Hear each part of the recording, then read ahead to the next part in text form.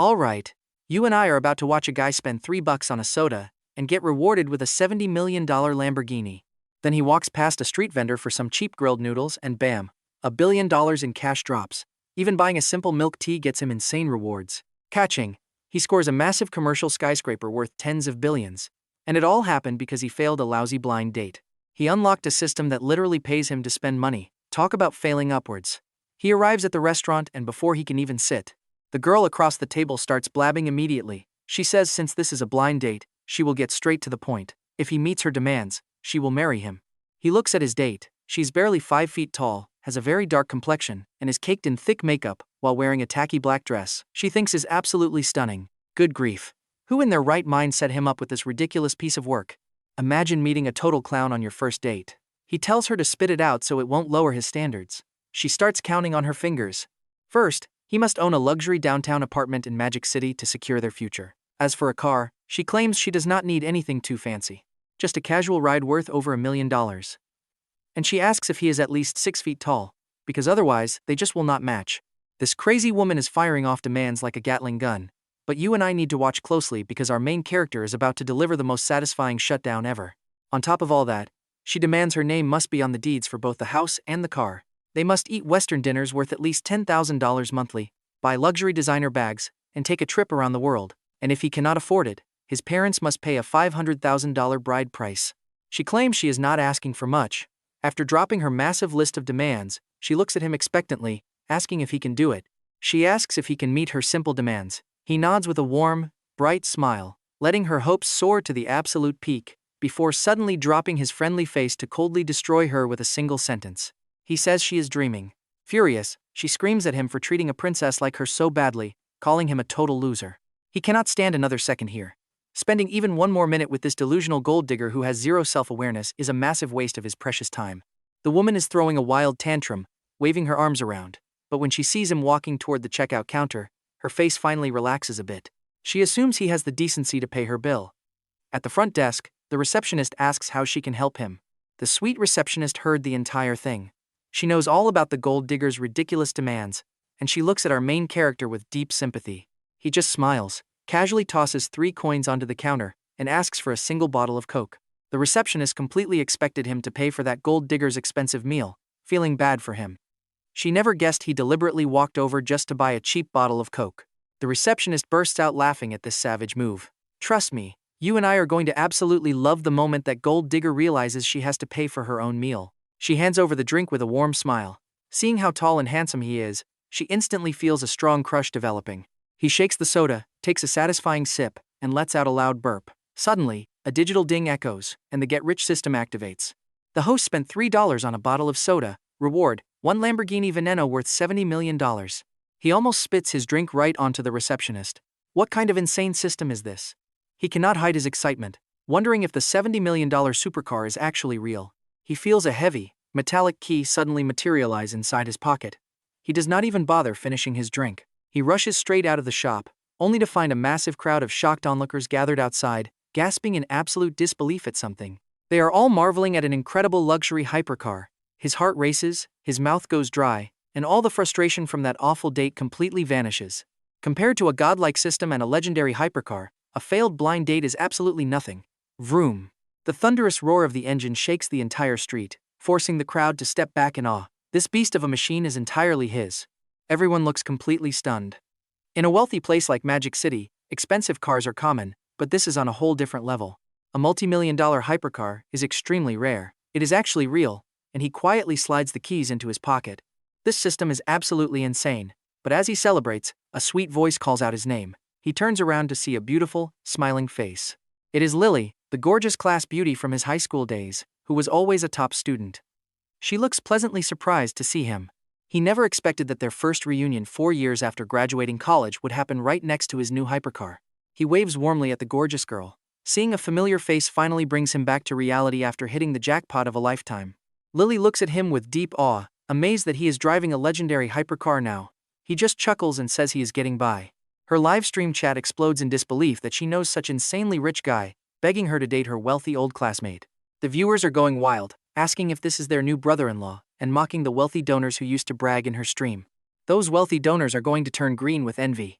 Her broadcast room completely blows up, making Lily blush as she tells them to stop. She insists they are just old classmates, but the crowd thinks they look like a perfect match. The onlookers are drowning in pure envy. But just as everyone is staring in absolute envy at this beautiful, cinematic reunion, the restaurant doors are suddenly thrown open with a violent slam. The furious gold digger storms out, screaming at him. "Stick with me, because you and I are about to see her get completely humiliated." Running off in the middle of a blind date without paying? Are you even a real man? Mid-rant, she freezes completely, staring in shock at the luxury supercar parked right in front of her. Trust me, we are about to watch her gold-digging instincts kick into absolute overdrive. Who are you, and why are you trash-talking my Arthur?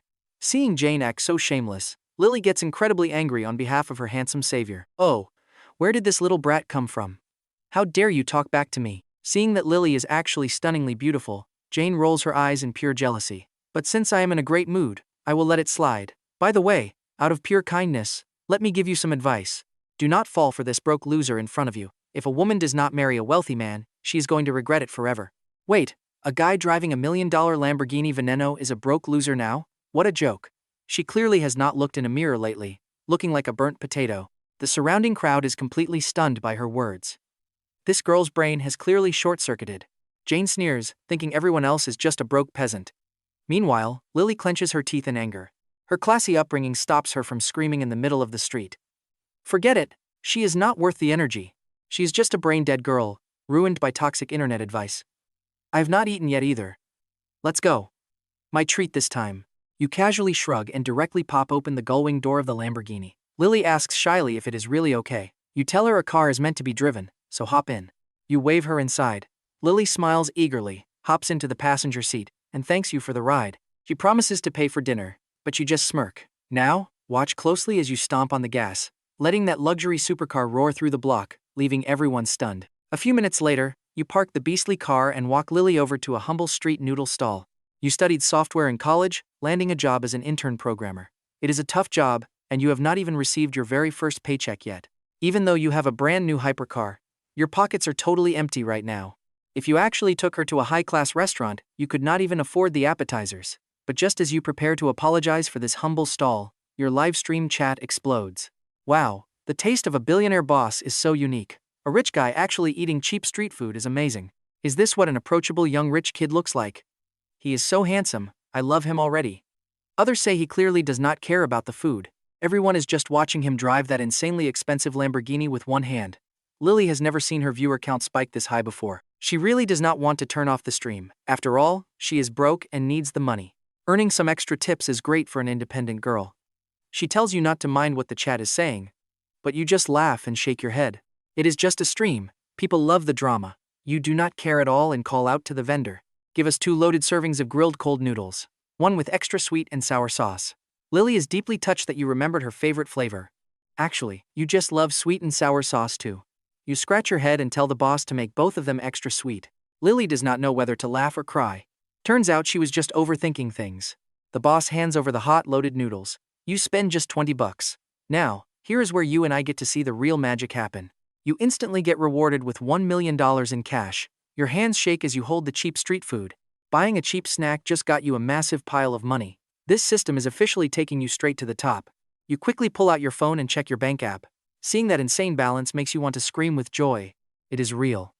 A whole billion. For a regular guy, 10 supercars do not give you even half the security of cold, hard cash in your bank. I am in a great mood. After we eat, let's go get some milk tea, you say with ultimate confidence. Now that you have a mountain of cash, you realize you can get rich simply by spending more money. You need to find more ways to spend cash as fast as possible. After finishing the giant portion of sweet noodles, you immediately take her to a high-end milk tea shop nearby.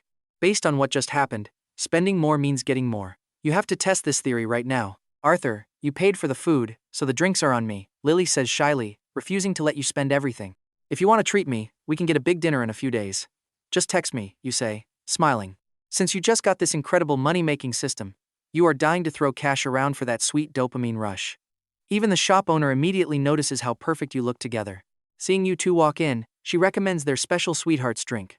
But just as you are about to pay, a highly sarcastic voice from behind ruins the entire romantic vibe. What an absolute waste.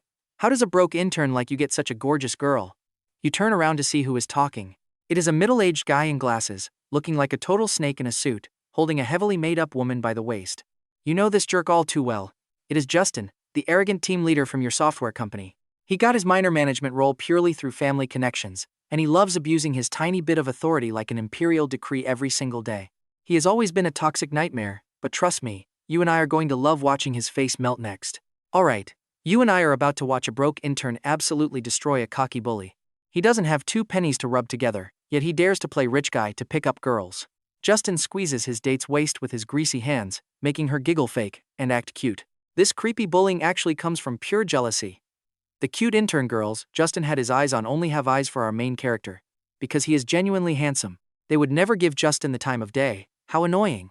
To Justin, these interns are just naive kids who do not understand the true power of money. They still admire a handsome face over a fat wallet.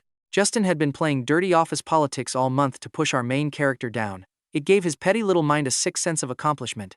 But now, he sees you with a stunning beauty, who is 100 times hotter than any intern girl. This sends his toxic jealousy straight into overdrive. He immediately starts brewing up drama. What did our main character order? Childhood sweethearts, right?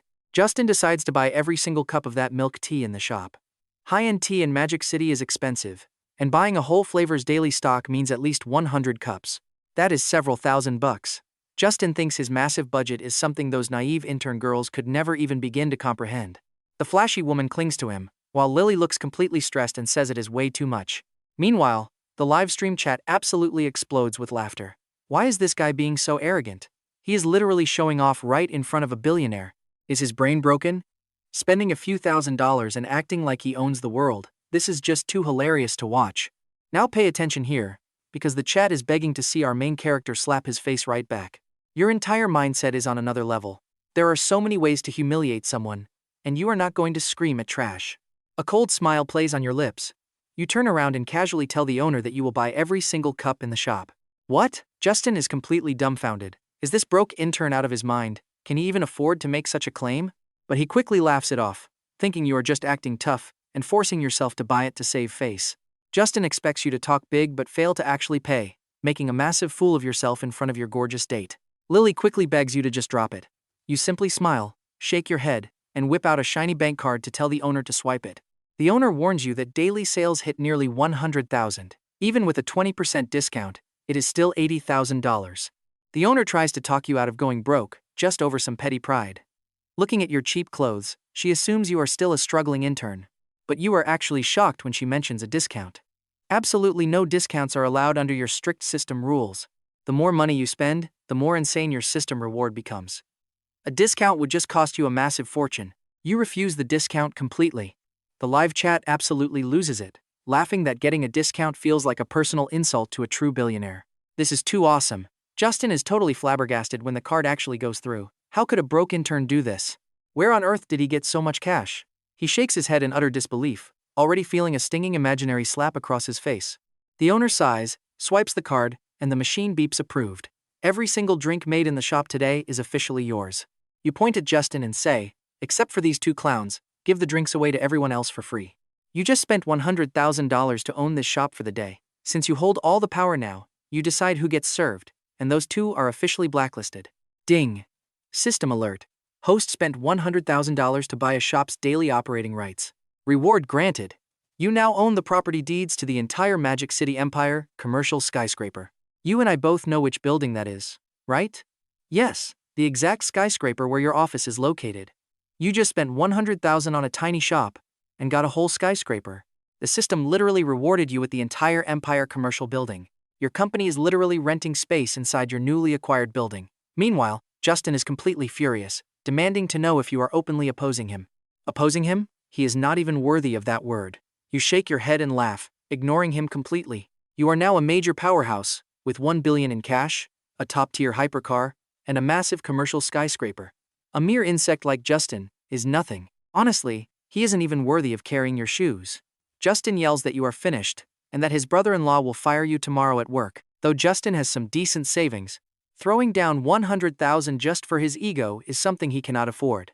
So, he lost the wallet battle, but refuses to lose his arrogant attitude. His date whines that she still wants this specific milk tea. She asks if he is really unable to beat a broke intern kid, making Justin so incredibly angry he could vomit blood. Why can't this brainless woman read the room? Is she forcing him to spend over 100,000? Why did he bring this gold digger on a date? The owner hands over the tea, secretly loving how red-faced and utterly defeated Justin looks right now in front of everyone. Sure, spending 100,000 over a petty grudge seems crazy, but she has to admit watching you do this is incredibly satisfying to see. You shrug, saying they can wait for leftovers. Trust me, you and I are going to love seeing Justin get fired tomorrow. Let's dive into this epic payback as Arthur grabs his premium milk tea and walks out with Lily, leaving behind a pale-faced Justin. He is shaking with absolute rage while his whiny girlfriend cries beside him. He screams that if his brother-in-law does not fire Arthur tomorrow morning, he will literally call Arthur his new daddy. He is screaming like a complete maniac. Walking to the door, you pause and laugh, saying you do not want such an ugly, unfilial son anyway. It is not worth giving your new father a heart attack. The supercar engines roar to life as Lily bursts out laughing in the passenger seat. She calls you incredible, mocking that angry beast in a suit who almost smashed his own phone. You just smile and say it was nothing. The real show starts tomorrow, but she gets a bit worried, asking if that powerful manager will actually end up causing major career trouble for you tomorrow. Seeing her worry, you just tap the expensive carbon fiber steering wheel of your massive hypercar. The flexing is totally self-evident. Right, Arthur is a billionaire god now. Justin is the one who should be terrified. Lily smiles sweetly and relaxes completely. Since it is getting late, you offer to drop her off safely first, smiling as you step on the gas. The thunderous roar of the hypercar echoes through the streets once more, weaving like a dark shadow through the bustling neon-lit night of Magic City. Now, pay attention to this next spot. They arrive at the Fuhua apartments. Since Lily is a rising streamer with some big shot supporters, her monthly payout is actually pretty massive. Her rented apartment is way more luxurious than your current place. She says goodbye with a warm smile. She promises to treat you to an expensive dinner next time, waving her phone to remind you to text her on WeChat. After dropping her off, you head back to your own rundown neighborhood. You immediately transfer the rent money to your old landlady, Auntie Mary. Inside your cramped room, you pay off every cent of your back rent. She is shocked, asking if you suddenly struck it rich. Auntie Mary stares at her phone notification in absolute, wide-eyed shock. Not only did you pay all the past due rent, you also added a massive bonus because she took such great care of you during your hardest times. You just smile warmly without explaining your system secrets. Suddenly, a notification chime sounds for spending $5,000 on rent. You are rewarded with a top-tier mountaintop mansion in the elite Yunding Villa area worth $880 million. All luxury deeds are instantly sent to your system space. Your heart does a wild backflip, but after already getting a Lamborghini, $1 billion in cash, and a massive skyscraper, you are actually starting to get used to these insane, godlike windfalls. You quickly open up your system inventory. Inside are the mansion deeds and a massive stack of other papers, including the ownership documents for the entire Empire commercial skyscraper, that the system forgot to mention.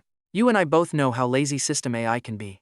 It probably just skipped reading because a whole skyscraper has way too many documents.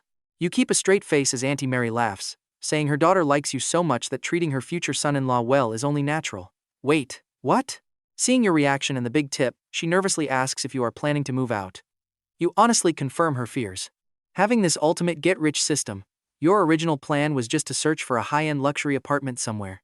You never expected that simply paying your basic cheap rent would trigger a reward as insane as a god-tier grand villa in Yunding. Compared to this glorious mountain estate, normal luxury apartments are just tiny peasant huts.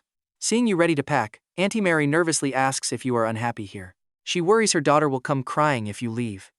You scratch your head awkwardly, knowing a literal billionaire cannot keep living in a tiny, cramped room. But she really did look after you when times were tough, which is exactly why you sent her that huge cash bonus as a thank you. She looks at you closely, incredibly satisfied with everything about you. As a seasoned landlady owning multiple high-end properties in Magic City, she is definitely not short on cash. Her only goal is finding a great son-in-law who treats her daughter with genuine respect. You are tall, handsome, gentle, and landing a top-tech job right after graduation proved your massive potential. She thinks you have a bright future and absolutely loves you. She assumes you just got a big pay raise and want to upgrade to a nicer apartment. She offers you a unit in another prime apartment building her family owns over in the luxurious Fuhua area. A tenant is actually moving out tomorrow, and she offers you a massive 30% discount, cutting your rent to just $3,000 a month. Her kindness truly touches you. Fuhua is a super high-end complex where market rent is easily over $5,000 a month. Charging you only $3,000 is a massive loss for her, but you politely refuse, not wanting to take advantage of her kindness. You calmly drop a massive bomb, telling her you actually bought your own property in Magic City and only came back to pack up. Buying a house? She is completely stunned, knowing your past financial struggles and how you had to live in this cheap, cramped room. She knows real estate prices here are completely astronomical, with even tiny starter apartments costing several $1,000,000 at the absolute minimum. How could a fresh graduate suddenly afford that? You just mentioned that the professional movers are already on their way to pack everything. You laugh casually, telling her they are shipping your stuff straight to Villa number 1 at the very top of Yunding Mountain. What's wrong, Auntie Mary? Is there a problem? That's where we leave it. She is absolutely speechless. And honestly, you can't blame her. You and I are starting this wild ride with Auntie Mary asking if our main character got hit in the head. She looks at her future son-in-law with real pity, checking his forehead for a fever. She still cannot believe a single word he is saying. No fever. She assumes the kid is just stressed out. Arthur just smiles, reaches into his pocket, and pulls out his ultra-premium Yunding Villa VIP access card. There is no faking this. This exclusive Yunding key card is heavily inlaid with pure gold and premium jadeite, looking incredibly expensive. The master craftsmanship and raw materials alone are worth millions. Replicating this is absolutely impossible. Even Auntie Mary, who owns multiple properties in the city, starts shaking uncontrollably the moment she holds this heavy, golden card. This is the legendary Yunding Villa. Compared to the wealthy elites living inside those gates, she feels like a total street beggar. Her mind instantly goes into absolute overdrive. Is Arthur actually a secret billionaire heir who moved into the slums just to experience what normal life feels like? Now that his 3-year poverty test is over, is he finally about to inherit a $1 trillion fortune? Or did he fall in love with her daughter Lucy, hiding his wealth just to live in this dump and win her heart? By the time she snaps out of her crazy daydreams, she realizes our main character has already slipped away into the crowd. She realizes he is incredibly deep. She immediately calls Lucy, desperate to make sure her daughter does not lose this absolute golden ticket of a husband. Meanwhile, Arthur's Lamborghini Veneno tears down the highway, turning heads and leaving everyone on the road in complete awe. The beastly car pulls up to the elite Yunding Mountain gates. Now, pay attention, because this welcome is about to get insane. Arthur looks out at the grand entrance. A stunning lineup of gorgeous women in black silk is waiting. It is the elite property management welcome team. Are you the esteemed Mr. Arthur? The head security guard bows deeply and asks with maximum respect. Arthur just nods. While he is still figuring out what is happening, they congratulate him on buying the ultimate villa here. This is Yunding Villa number 1. The company organized this massive welcome ceremony to give their VIP resident the ultimate experience of an emperor returning to his palace. The beautiful leader of this elite team steps forward, politely explaining everything with a warm, stunning smile. Arthur finds himself completely surrounded by these gorgeous, fragrant women. They show him around the massive luxury estate. Welcome to Yunding Villa number 1, the absolute king of this neighborhood. The team leader, Monica, is absolutely breathtaking, with an elegant charm, gorgeous face, and a killer figure. She walks close, brushing against his arm as she guides him. You and I would definitely be sweating here. Is this the billionaire life? Arthur is secretly loving this. Since they are offering such premium service, he is definitely not going to turn it down. He forgets his old, broke mindset and fully embraces the luxury VIP treatment all the way. After showing him every single corner of the massive mansion, she stops at the master bedroom door, her cheeks flushing red. She hands over her personal contact info, explaining that she has been assigned to handle his daily life as his exclusive consultant. If he ever needs anything, no matter how late it is, she will personally deliver door-to-door service. Monica gives him a highly suggestive look. Her words about exclusive personal service leave absolutely zero room for misunderstanding. Arthur nods, sends her off, and comfortably flops onto his 8-figure designer sofa to casually browse his new phone. His phone pings with a message from Lucy. Arthur's expression instantly becomes very amused. Lucy is Auntie Mary's daughter, and she has openly had a massive crush on Arthur since day one. Basically, she is totally obsessed with him. She complains that he moved out so suddenly, asking why he did not just move into her family's luxury apartment instead. You broke your promise. Sob. Sob. Sob. She sends a dramatic crying emoji, making him chuckle. Arthur replies honestly, telling her he just bought a brand new place and cannot leave it empty. You bought a house? She replies. Her mom just called saying he bought Yunding Villa number 1, but she thought it was a joke. Is it actually true? Is Arthur secretly a filthy rich, second-generation heir hiding his true identity? She asks if he lived in the slums just to test her character before revealing his massive wealth, feeling incredibly touched by his secret romance. She threatens to skip her classes, book a flight home immediately, and pin him down on his giant new bed forever. Reading her wild messages, Arthur is completely amused. When a girl likes you, she will twist literally anything you say into something incredibly romantic. Accepting his fate with a smile, he replies that he will be waiting for her. Arthur sends the reply and locks his phone. Lucy is currently in the United States presenting research at an Ivy League university. There is no way she can just drop everything and fly back. She must be joking, right? Meanwhile, Over in America, the usually cold academic Lucy is blushing like crazy. This is the first time Arthur has flirted back, making her insanely happy. She smiles, confident in her beauty. You and I know she is already packing her bags. Alright, you and I are diving straight into some crazy drama. If our main character gives this girl even a tiny chance, she will make him fall completely head over heels. So, he is already emailing his advisor for emergency leave. He even books a first-class flight ticket way in advance. While Lucy is far away imagining all kinds of wild scenarios, our main character opens a short video app. He taps into Lily's live stream, since she just spent the entire day with the legendary rich boss, Arthur. She witnessed a gold digger get totally humiliated, ate cheap street noodles with a guy driving a multi-million-dollar Veneno, and saw him buy out an entire milk tea shop on the spot. This is better than any TV drama. Lily instantly gains 20 to 30,000 new followers in just hours. Now, tons of new viewers are flooding her live stream, completely spamming the chat with endless questions about our rich main character. They are asking, what is her real relationship with that rich boss? Does he seriously drive a $70 million Lamborghini Veneno? The chat is going absolutely wild. Yes, that 70 million hypercar street food video is going massively viral.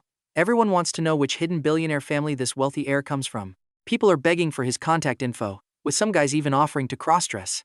But others are warning everyone to back off because Arthur is theirs. Lily watches the chat fly by. She is happy about the massive clout, but secretly a little jealous of all the attention he is getting. Still, reading the comments leaves her completely shocked. She knew his ride was expensive during the day, probably worth a few million at least. But she never expected a world-class hypercar worth $70 million. 70 million? That is a completely mind-blowing amount of money. Regular people only dream of winning 5 million in the lottery. Suddenly, a massive system notification alerts the entire stream. A user named Howie just sent 99 helicopters. The chat explodes because Big Bro Howie has arrived, and he is well known as Lily's most toxic supporter. He has been drooling over her for ages. But seeing everyone spam the chat about this mysterious boss Arthur, his blood pressure is probably hitting the roof. Lily is instantly annoyed. She wonders why this incredibly toxic guy is back in her stream again. Her heart belongs entirely to our main character, leaving zero room for Howie. But the more she ignores him, the more furiously he throws money around. He is basically a financial masochist, and she cannot understand his damaged brain. Meanwhile, in a flashy villa over in Magic City, Howard, also known as Big Bro Howie, sits aggressively on his leather sofa. His sunken, tired eyes glow as he stares obsessively at Lily. A clean, natural beauty like hers is incredibly rare, even for a guy with his sleazy dating history. He throws money at her every single day, planning to use sheer financial power to break her defenses down completely. But as soon as he struts into the stream today, everyone is completely ignoring him. Instead of hyping their usual top donor, they are praising this new boss Arthur. Just as he is about to lose his mind and demand to know who this fake boss Arthur is.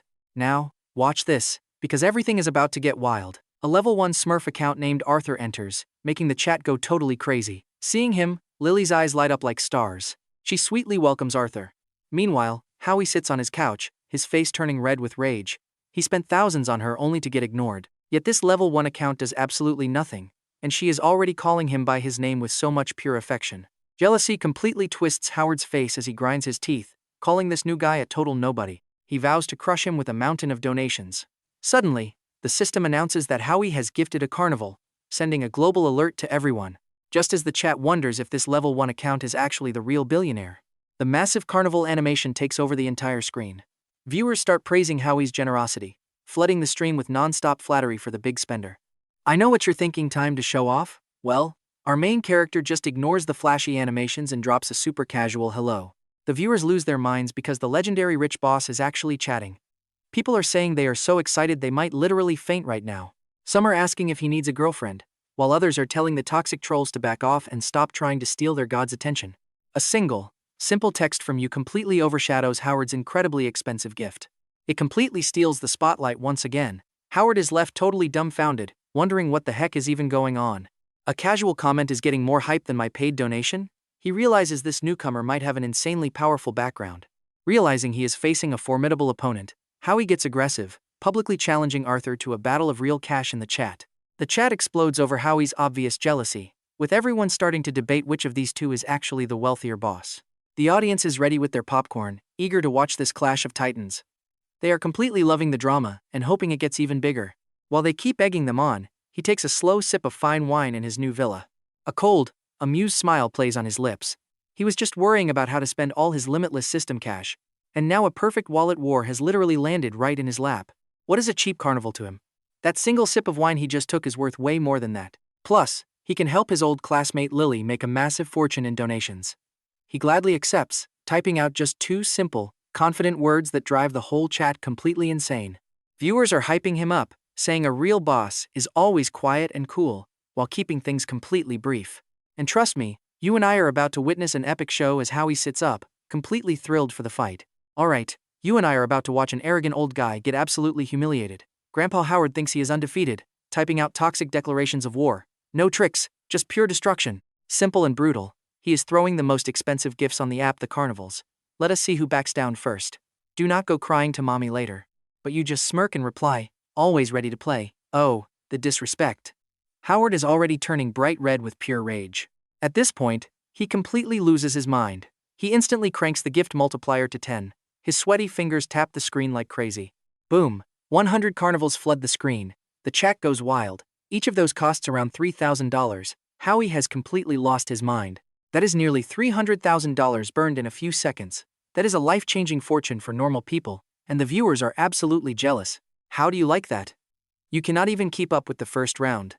A little brat trying to match my bank account? How much pocket money does your dad even give you? This old boomer refuses to believe you have real wealth.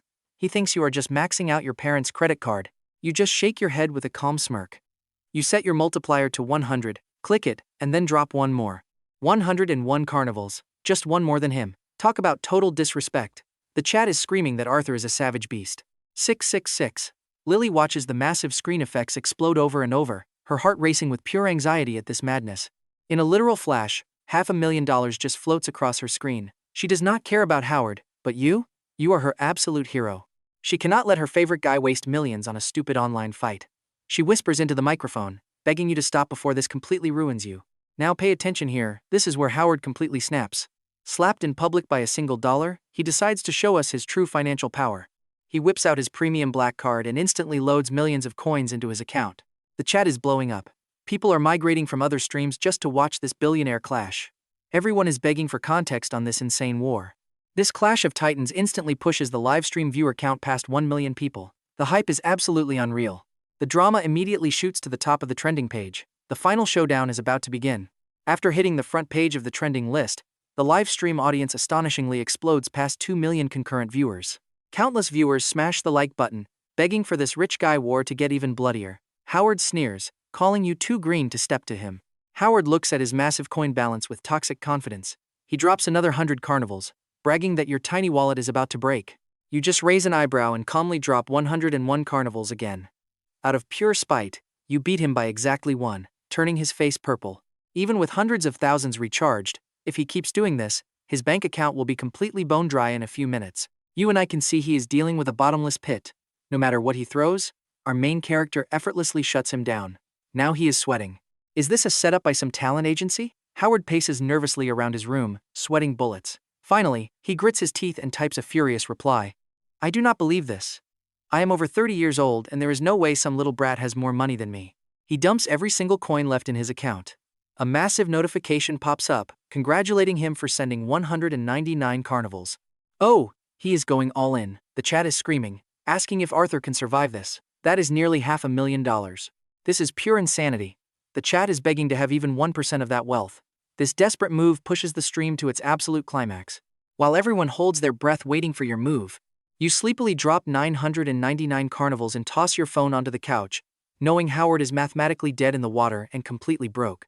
The moment that massive wave of gifts appears, the entire stream goes dead silent. Over 2 million viewers are completely frozen. Lily covers her mouth in absolute shock. Nearly 1,000 carnivals is a straight-up fantasy number. After a long, stunned silence, the chat finally starts moving. People are asking if you are a literal god. This is terrifying wealth. With a single tap, $2.5 million just vanished. Howard collapses onto his leather sofa, completely defeated. He realized he messed with the wrong guy. Shamefully closing the app, he covers his face, too embarrassed to face anyone after talking so much trash. Within 10 minutes, he got hit with the ultimate reality check. The chat is laughing, asking why the big boss suddenly went silent. They realize he ran away crying. This legendary battle of the billionaires officially ends with your absolute nuclear strike of gifts. By tonight, your name, Arthur, is sitting at the very top of the global trending list. You are an absolute legend. Overnight, Your brand new account gains over 5 million followers, instantly leaving Lily in the dust. Looking at those numbers, you just sigh dramatically. Let that sink in for a second. Being this ridiculously invincible actually gets pretty lonely. Beautiful girls flood your inbox with wild photos and thirsty voice messages, desperately trying to get your attention. You honestly start worrying if your real-life address got leaked because of this. As soon as the stream ends, Lily quickly messages you, feeling terrible for dragging you into this drama. She offers to return every single dollar since it is just too much money. She absolutely does not want you thinking she is some greedy gold digger like Jane was. You tell her to forget that nonsense. She promised to buy you dinner, so she can just pay you back with a nice meal. Let us dive in together. After casually sending the message, you head back to your master bedroom as the premium alcohol slowly goes to your head. You drift into a deep sleep, wrapping up a perfect day of flexing. The next morning, the wine hangover should be brutal, but you actually wake up feeling incredibly refreshed. Zero headache. Maybe that is the real magic of Romani Conti, the undisputed king of red wines. Oh, wait. There is something else. Didn't you drop a fortune on livestream tips last night? There has to be a massive system reward waiting, unless that incredibly expensive wine made you completely forget. You probably slept right through the system alert. Suddenly, you slap your forehead as the notification sound from your dream suddenly echoes in your mind. Ding. System detected 2.68 million spent on livestream tips. Special reward triggered absolute mastery of national martial arts. Hold on. Is your head fine not because of the fancy wine, but because your body has literally upgraded to superhuman levels? You spring out of bed, feeling light as a feather, nearly hitting the 14-foot-high ceiling. There is no need to even test your new agility. A casual vertical jump clears 12 feet. The actual world record is barely 10. You are officially breaking the laws of human physics right now. This crazy energy makes you feel like you could fight for 7 days straight without breaking a sweat. Seriously, not bad at all. Clenching your fist, you feel absolute power surging through your veins. With your confidence hitting an all-time high, you make a quick decision. It is perfect timing since you need to head over to the Empire Building today to inspect your brand new skyscraper real estate. First, you decide to stop by the bank to send your parents some pocket money. Let us transfer $200,000 first. You are not being cheap here. What if you randomly sent them $1 billion? You and I both know what would happen next. They would absolutely have a heart attack, assume you are doing something highly illegal in Magic City, and take a train down to beat you with a broom. Arriving at Dongfa Bank on Rainbow Road, you park the Veneno and head straight to the VIP counter. The clerk, Megan, looks up at your simple intern clothes. Instantly losing interest, she sighs boredly. The daily transfer limit on your basic card is 50,000. You cannot transfer any more than that. When Megan hears you want to send 200,000, she pouts and acts indifferent. You frown and ask if the limit can be raised. Why is she treating you like a beggar instead of a customer? She sarcastically rolls her eyes, asking if raising it to 1 billion would be enough for you. See, last night, she followed some legendary online tycoon who casually sends 999 gift packs on live streams. She practically threw herself at his inbox with spicy photos, but the rich guy completely ignored her. That massive blow to her ego left her totally bitter today. Looking at you in your cheap outfit, she decides to take all her anger out on you. You coldly ask what her problem is. Your voice turns freezing cold as she sneers at you, saying that trying to act like a big shot with a tiny balance is honestly the funniest thing she has ever seen. Megan openly mocks you, telling you to stop shamelessly trying to fit into a wealthy elite circle you do not belong in. Deep down, she is just projecting her own failures of failing to land a wealthy sugar daddy. You smirk and tell her you actually have no idea how much is on that card. I know what you are thinking, but watch this. You mockingly ask her to check the screen, and she snaps back, calling you a complete loser. Megan lazily glances at the monitor, but the ridiculously long string of numbers in your balance makes her leap out of her chair in absolute shock, covering her mouth. 1.02 billion. This insane number is actual, raw liquid cash sitting right there in front of her. If someone has over 1 billion sitting casually in a checking account, their net worth has to be at least 10 billion. Her petty, bitter attitude just offended an actual titan of wealth. Shaking, she stammers out an apology, begging for forgiveness. She instantly realizes she has caused a massive, career-ending disaster. Nearby, a sharp-eyed senior staff member spots the screen and quickly reports it to the bank president. The branch president sprints down from his office, sweating profusely but wearing the most desperate, kiss-up smile you have ever seen. This customer is a literal gold mine. Bowing, he gasps out, "Mr. Arthur, the girl at the front desk was incredibly foolish. I will fire her immediately. Please do not hold a grudge. I will personally handle everything and upgrade you to a Supreme Black card completely free of charge." The president keeps apologizing, bowing over and over. You give a slight nod, mildly satisfied with his absolutely terrified reaction. Just flashing this supreme black card is enough to prove your elite status anywhere on the face of the planet. This card has absolutely zero transfer limits, plus a customized annual interest rate that is literally several times higher than what ordinary people get. You need over 100 million to even apply, and the setup fees alone cost hundreds of thousands. Keeping your billion in this bank guarantees tens of millions in pure passive income every year. This is how the wealthy make millions doing absolutely nothing. While your cash sits there automatically multiplying, Megan stands completely frozen, unable to process what just happened. A single rude comment instantly cost her a comfortable career. A dramatic karma slap that usually only happens in soap operas just ruined her life. She lowers her head, her mind completely blank before this terrifyingly powerful man, silently vowing to never judge anyone by their clothes ever again. Gripping your heavy metal black card, you easily send 200,000 to your parents before hopping back into your Lamborghini Veneno. Trust me, you are going to want to see what happens as you whistle a tune, driving your Veneno toward your massive new empire building. The empire building is your absolute ultimate financial trump card, and its market value is totally astronomical. You and I are about to watch a broke guy suddenly own a skyscraper worth hundreds of billions. This massive building launches him straight to the top of the Forbes list. The money-making potential is endless. He could do absolutely nothing, rent it to huge corporations, and collect tens of billions of dollars every 10 years. It is basically a giant concrete chicken laying golden eggs. Turns out the only difference between our main character and top billionaires was just one skyscraper. Cruising along, you quickly arrive at the massive empire building. By now, it is already 10 in the morning. You park the insane hypercar right in the VIP underground lot. Then, you casually stroll into the main lobby like it is nothing. But there is still some unfinished business at your old software company. Might as well head up and officially resign. You suffered way too much garbage during this toxic internship over the past month. They claimed they were training newcomers, but they were actually just exploiting interns for free labor. Especially that rat-faced team leader, Justin, who constantly caused trouble. All the unfair treatment from before? Today, you are paying it back tenfold. The elevator opens. Ding! You lazily stroll into the intern cubicles. Right now, your fellow interns are all trembling and whispering in total panic. They whisper about how team leader Justin got his face epically slapped by Arthur at the milk tea shop yesterday. He is waiting right now, just to destroy him. Since Arthur is late, is he scared? No way, Arthur is not a coward. A female intern defends him, but the jealous guys laugh. If he is not a coward, why is he hiding? They love seeing him down. She cannot even argue back, only muttering that maybe he just overslept. But someone else definitely does not care about his excuses. Now, pay attention here because Justin is absolutely furious. He slams his foot onto a desk, his face twisted with pure rage. His brother-in-law, Gary, is a high-level executive here. Meaning Justin has always gotten away with everything. Nobody dared to cross him. But yesterday, Arthur, a broke graduate, completely humiliated him. Justin did not just lose his temper, he lost his entire wallet too. To make things worse, his gold-digging date dumped him for being broke. He lost his girl and his dignity in one night. Now he is exploding with rage, screaming that Arthur is dead meat for being late. No one can save that loser today, Justin yells. I, Master Justin, will destroy him. But then a voice asks, oh, is that so? Your calm, lazy voice echoes across the room. The female interns look up, their eyes lighting up before quickly filling with worry. Thanks to his executive connection, Justin is untouchable here. And right now, the guy is looking to literally end someone. Arthur is finished. The jealous male interns are already celebrating your downfall. Only your best friend in the office, Zach, is frantically winking and making panicked faces, silently warning you to watch out for Justin. You just smile.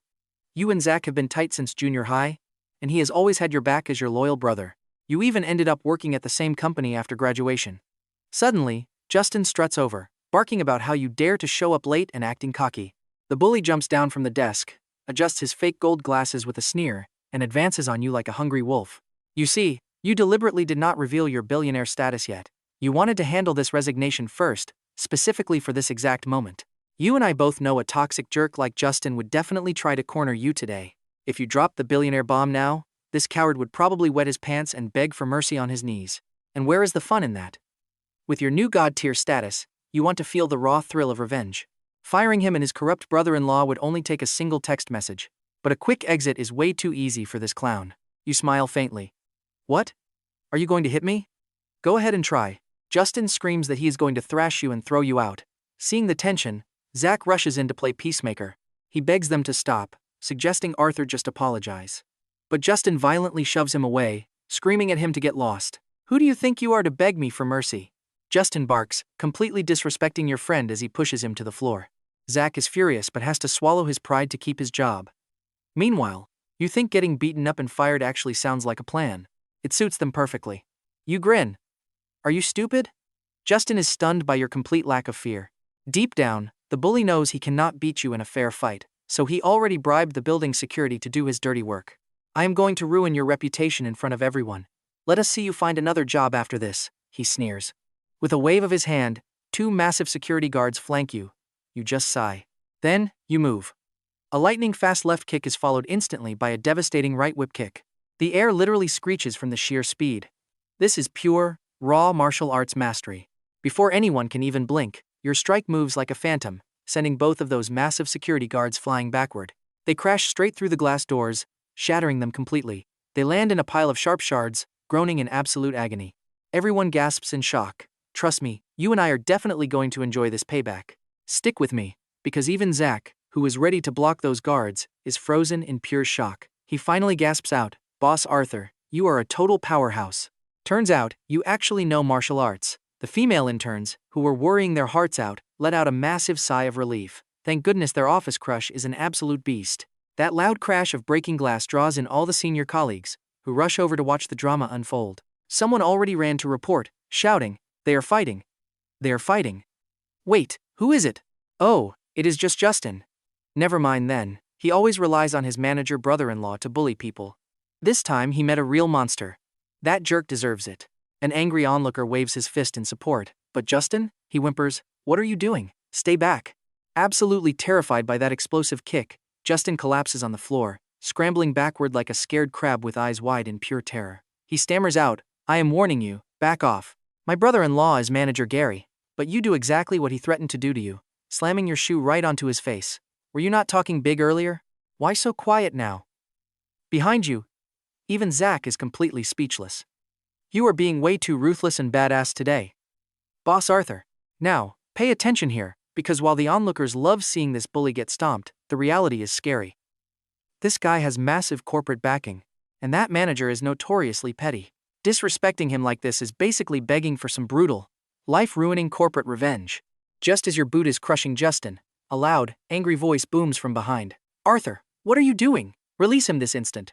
"And what if I do not?" You press your boot even harder into his cheek. Your physical strength now is way beyond any normal human level. One more ounce of force, and Justin's head will pop like a watermelon. "Brother-in-law, save me. My sister only has one brother. If anything happens to me, she will kill you." Justin screams miserably under your sneaker, while Gary glares at you. You are just a lowly, replaceable intern. You are late, and now you dare assault your boss. Let him go. I am officially firing you today and sending you straight to the police. You will rot in a jail cell for years. Your entire future is completely ruined. Manager Gary yells in pure rage, pointing a shaking finger at your face. "Oh, are you done with your little speech?" You sneer, slowly lifting your foot and stepping back. "This kind of trash is not worth my time. It just dirties my nice sneakers and lowers my status." Justin scrambles desperately behind Manager Gary, with a bloody red shoe print perfectly stamped on his cheek. He glares at you with pure hatred and fear, whimpering, "You are so finished." Seeing that Justin is still breathing, Manager Gary regains his arrogant, power-tripping confidence, sneering at you. "Today, I will show you how ruthless wealthy people can really be." "Oh, is that so?" You raise an eyebrow in pure amusement. "You think you are rich compared to me?" Just as Manager Gary opens his mouth to threaten you again, your brand new phone suddenly rings. "Hello?" You answer lazily. "Hello, is this the esteemed Mr. Arthur? I am Chairman Victor of the Empire Buildings Joint Organization, representing the entire board of directors. I would love to discuss the future management of the Empire Building with you." The elderly voice on the other end is painfully, incredibly polite. "I am Arthur. No need to explain over the phone. Right now, I am standing on the 10th floor of your building. Let us talk face to face." You casually hang up before the billionaire chairman can even reply. Gary laughs. What is he doing? Calling for backup. You and I both know he is just a broke kid trying to survive in Magic City. What connections could he possibly have? Good acting though. The onlookers whisper in doubt. Even Manager Gary crosses his arms, waiting in amusement to see what pathetic loser this brat is going to call. How much power can a broke intern really have? Whoever he brings, they will still have to bow down and call Gary boss in this company. By completely crushing your pride before throwing you into prison, his sadistic victory will be absolute perfection. Meanwhile, on the 100th floor, the chairman tells the board, Mr. Arthur is doing a surprise inspection right now. Chairman Felix puts down his phone and nervously addresses the room of billionaires. What? Where's our new owner, Mr. Arthur, located? We must go down and greet him with the utmost respect. The directors panic. Felix shakes his head. No, he is already on the 10th floor. He wants us to meet him face to face, but his tone was incredibly cold. It seems he ran into some serious trouble down there. Felix is deeply worried, and the board turns to look at a trembling Victor. Old Victor, does not your software company rent the entire 10th floor? Did your people offend Mr. Arthur? Victor stammers. I would never dare do that. I have not even met the man yet. Victor turns pale as a ghost, knowing if his employees offended Arthur, his entire business will be completely wiped out. Please let it not be my stupid employees causing trouble, he prays frantically in his heart. What are we waiting for? Let us hurry to the 10th floor and show our deepest respect to Mr. Arthur. Do you expect the billionaire owner to come to us? Chairman Felix snaps. Everyone rushes out. On the 10th floor, the elevator doors suddenly slide open. Everyone in the office turns to look at the noise. Gary laughs. Wow, his backup arrived incredibly fast. They must be rushing to beg for mercy. But as Gary smugly turns around, his legs instantly turn to absolute jelly. The arrogant smile on his face completely and utterly vanishes into thin air. Wait, is not that the billionaire chairman of Xuanming Design? This is absolutely impossible. And trust me, what happens next is about to blow these corporate snobs completely away. Alright, you and I are about to watch the ultimate power play as the top bosses of Xuanming and other massive companies step out of that elevator. We are talking about legendary, mysterious billionaires who usually keep themselves completely hidden from the public eye. But now, they are flooding into the 10th floor intern area like cheap dumplings in boiling water. What kind of world-ending crisis is happening here? Every single billionaire in this entire skyscraper is standing right here. Everyone is completely speechless. Seeing these super business giants marching together with such terrifying, urgent intensity is enough to make anyone shake in their boots. Manager Gary immediately tries to scramble forward, hoping to kiss up to his ultimate boss, Chairman Victor, and ask what is going on. But Chairman Victor straight up shoves him aside. Instead, this entire group of billionaires walks over and respectfully bows down to Arthur, the exact kid Gary was treating like trash just a second ago. What on earth is happening? The entire office is frozen in shock as Chairman Felix of Jiang Li Company steps forward to greet Arthur. He looks at the shattered glass on the floor, and the bleeding, groaning security guards. Seeing the pure terror on everyone's faces, he quickly pieces the nightmare together. His heart starts pounding, silently cursing these brainless office workers for daring to offend the true master of the entire empire building. You just give a casual, slight nod. After all, these bosses are basically your future long-term rent payers. It is always smart to keep a decent working relationship. They quickly ask what went wrong to offend Arthur. Chairman Victor eagerly steps in, beating his chest and promising that they will ruthlessly destroy whoever dared to upset him. He is desperate to show his loyalty. Now pay attention to this part. You just point your chin at Gary, who is literally shaking as if his soul has left his body. Oh no. Victor instantly realizes his own brainless employee is the culprit, and explosive rage takes over his face. He demands to know exactly how Gary offended Mr. Arthur. Meanwhile, Gary is screaming internally in pure, absolute panic. He literally wants to jump out the window right now. He just bragged that whoever Arthur called would have to bow down to him. But the brutal reality is completely reversed. Arthur actually summoned an entire squad of billionaires whom Gary would have to beg for mercy. The ultimate high society power play. Any single boss in this room could ruin Gary with a snap of their fingers, blacklisting him from working ever again. He is utterly, hopelessly terrified. All his previous tough guy energy instantly vanishes, leaving him too scared to even make a sound. He stammers out Victor's name, asking what is going on. Victor is so furious, smoke is practically coming out of his ears. He yells that the man standing here is Mr. Arthur, the sole owner of this entire Magic City Empire building. His cash reserves are worth hundreds of billions. What kind of insane guts did you have to dare offend Mr. Arthur? Gary can only stammer back in absolute disbelief. The entire office completely explodes with shocked gasps. Gary's brain short-circuits as he tries to find his words. He laughs nervously, asking if this is some kind of prank. He insists Arthur is just a broke intern they are about to fire. There is no way he owns this massive skyscraper. Firing an intern? Now the billionaires are the ones looking completely confused. You and I both know how crazy this is. You just shrug, saying interning here for 2 months has been a real eye-opener. The billionaires immediately laugh it off, praising your unique genius and saying you obviously do not walk a normal path. They call you an eccentric young genius who simply wanted to inspect your properties firsthand from the absolute ground level. They shower you with shameless flattery, leaving you totally speechless because you literally just wanted a simple internship. Victor roars at Gary to explain everything right now or face the consequences, sending Gary straight to his knees in terror. Unable to handle the crushing pressure from the angry bosses, he begins to stammer out the entire truth. As the story unfolds, The bosses sweat in pure terror hearing how Gary bullied Arthur and stole his internship salary. He even tried to throw Arthur into prison. My God, what a bastard. Victor feels like his chest is about to explode from pure, unadulterated rage. This idiotic supervisor was incredibly bold. Victor turns to you, promising to handle Gary in whatever ruthless way you see fit. He won't raise a single objection. You calmly suggest treating Gary exactly how he planned to treat you. Victor agrees instantly. He knows if he doesn't give Arthur absolute justice today, his entire software business will be wiped out by tomorrow morning. He thanks you for letting him clean house. Gary begins sobbing, begging Victor to remember his 10 years of loyal service. He begs for mercy, but his desperate crying does absolutely nothing to soften his boss. Victor roars that Gary brought this ruinous disaster on himself. He fires both him and Justin on the spot. They are permanently kicked out of the company. Victor orders security to drag these two idiots and their injured guards straight to the police station. They will be charged with inciting a massive corporate riot and attempting to attack the building owner, Mr. Arthur. Victor turns back to you with a highly apologetic smile, asking if this is satisfactory. You give a slight, approving nod. As security drags Justin away, he wails in utter despair, crying that he was the victim who got beaten up first. And honestly, you and I can't blame the other interns for bursting into absolute laughter at his miserable face. All right, you and I are about to watch a toxic bully get exactly what he deserves. He tried to steal a tiny chicken but ended up losing his entire farm. Okay, break it up everyone. Do you not have actual work to do? Victor glares at the surrounding employees, immediately cleaning up the office vibe. Seeing the big boss speak up, the employees do not dare stick around. They quickly scatter and pretend to be busy typing away. With the troublemakers gone, a group of directors surrounds you, eagerly escorting you to the VIP room to draft the new lease agreements. Not bad.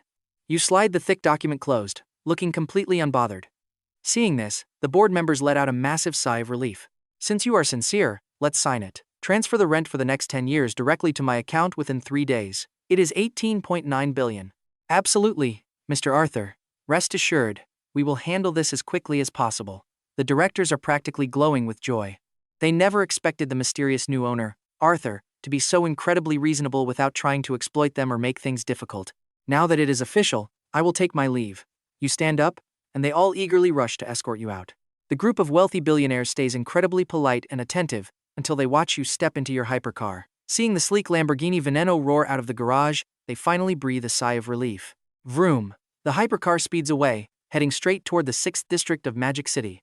After parking in the exclusive VIP spot, you step out of your Lamborghini and stroll into a high-end watch boutique.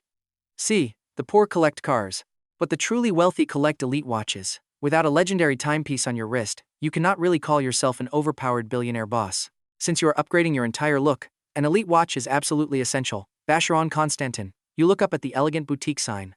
Even as a broke student, you still recognize the most famous luxury brands.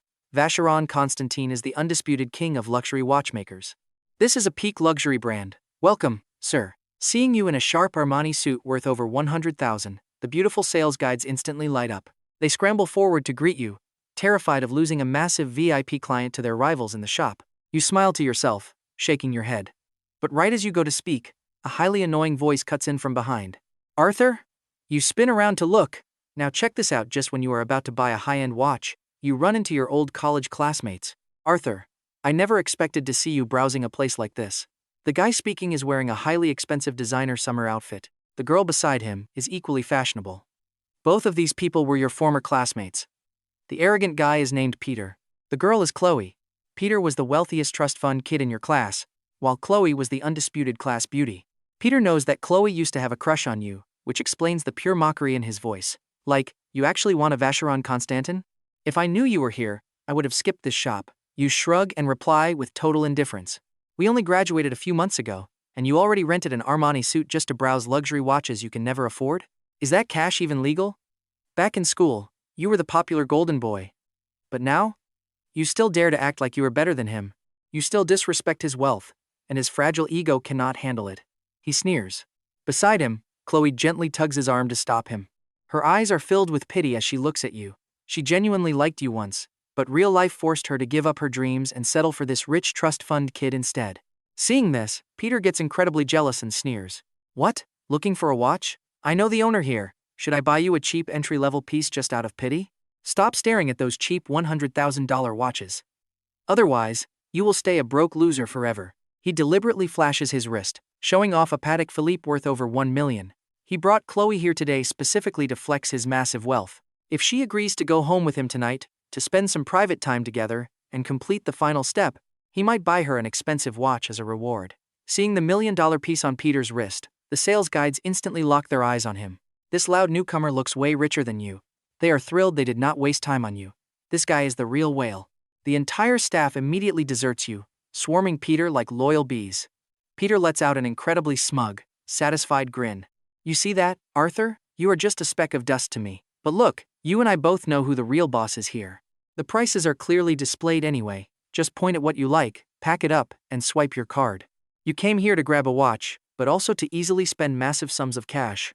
After all, spending millions is how you unlock billions. Seeing you completely ignore his flex, Peter turns bright red with anger. His pathetic attempts at showing off did absolutely zero damage to your ego. By completely blanking him, you make him look like a highly insecure, screaming idiot. Chloe quickly tells Peter to calm down and pick her watch. Meanwhile, you stroll right into the VIP showroom, nodding in pure satisfaction. Excellent. These prices actually suit my taste. The watches outside are far too cheap and will not trigger my overpowered system rewards. I will take these 3. You effortlessly grab several gorgeous watches and casually slip them onto your wrist to test the fit. Peter and the sales crew enter the VIP room and freeze. You are casually holding 7 luxury watches worth millions. What are you doing? Trust me, we are only getting started. All right, you and I are about to watch one of the sweetest face-slapping moments ever. This clown actually thinks our main character is just faking it. He keeps barking, asking if we know the prices. He even insults our main character, saying his entire family could never afford to pay for a single scratch. Peter's angry shouting gets so loud that it even startles the branch manager of Vacheron Constantin. After all, except for one emerald piece, almost every top-tier watch in the showroom has been casually swept up by our guy, easily totaling over $100 million. He casually tells the manager to pack them because the rest are too ugly. Peter just sneers, calling him a fake. Peter cannot wait to see this card get declined, thinking the main character is about to be totally humiliated. But just as Peter is eagerly waiting for a disaster, the divine system notification suddenly rings out in the main character's head once again. Host spent over $75 million and is rewarded with 45% of Vacheron Constantin's global shares. This proves our overpowered main character's guess was dead right. The system rewards always match whatever he buys. So now, our main character looks at Peter with nothing but genuine pity. While Peter was busy barking, our hero bought a controlling stake in the entire brand. He casually hands over the Dongfa Supreme Black card to pay. Seeing that heavy metal card, Peter's heart stops. A real black card requires having over $100 million in cash. Now, pay attention here, because Peter is trembling as he prepares to swipe the card. Watch what happens next. Instantly, Vacheron Constantin's internal network flashes a massive, encrypted red warning message. The branch manager, Gordon, is completely startled by this rare event. This warning only appears when a top-tier executive of the entire global brand is paying. Gordon begins sweating, wondering if the young man before him is actually the boss. Gordon looks up in absolute shock and begs Arthur to wait. Our main character realizes this sudden change is from the massive brand equity he just received. Owning 45% of the shares makes him the absolute boss of this entire global luxury watch brand. Peter laughs out loud, thinking the card declined. He sighs with relief, boasting that he knew this kid was just a broke show-off. But after typing in his manager override password, Gordon finally sees the fully decrypted shareholder profile. Cold sweat instantly drenches Gordon's body. He immediately leaps up from behind the counter, bowing a full 90 degrees with the utmost respect to our main character. He begs for forgiveness, apologizing for not recognizing the big boss. He had absolutely no idea the company chairman would grace his store today. The manager panics, thinking a billionaire buying these cheap, million-dollar watches must mean he is secretly reprimanding the store for having such low-quality inventory. He begs Arthur to wait, saying these mass-produced toys should have never dirtied the big boss's eyes. With that, Gordon sprints straight into the most secure vault room in the back, hurriedly opening the massive master safe with a series of clicks. He cautiously retrieves a premium wooden watch box encrusted with gold and diamonds, praying that this rare masterpiece will finally match the supreme status of Chairman Arthur. Presenting this legendary piece should make the big boss a bit happier with him. Now, you and I both know the manager is powerful here, but our main character is the absolute owner of the entire global brand. A single word from our hero could end his entire career. Bowing respectfully, Gordon returns to the desk with a highly apologetic smile on his face. He presents the only watch of its kind in the entire country, a legendary piece from Vacheron Constantin's exclusive Le Cabanot series. Gordon says this watch barely fits his status. Our guy has heard of the brand before, but he does not really know about luxury watch tiers. The Cabanot series. Peter's voice cracks in pure horror as he demands to know what Gordon is doing. As a wealthy watch collector, Peter knows exactly what this is. This masterpiece is extremely rare, with only 6 pieces existing in the entire world. Peter screams, calling the manager crazy for showing him this watch. But Gordon snaps back, angrily shouting that Chairman Arthur actually owns their entire global brand worldwide. Gordon barks that only a masterpiece of this caliber is worthy of the chairman's wrist, leaving Peter frozen in sheer shock. Peter's brain goes entirely blank as he tries to process that Arthur owns Vacheron Constantin. Chloe covers her mouth in complete shock, bitterly regretting leaving him back in college. She realizes she lost the perfect boyfriend, and wishes this was just a nightmare.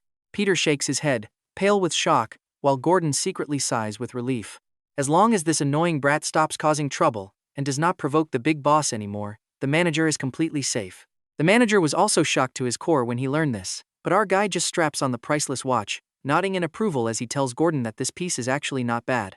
Our main character praises Gordon's good service before leaving the shop, continuing his massive shopping spree down the streets of the luxury district. He grabs a brand new top-tier phone and a few luxury gadgets, spending another several $1,000,000 like it is pocket change. After walking through the entire high-end shopping district, he is completely upgraded into a brand new luxury designer outfit. With a custom Armani suit, a rare watch, and his supercar keys in hand, he finally looks like a true billionaire. Suddenly, a WeChat notification from Lily pops up. Lily asks if he is free to grab dinner tonight.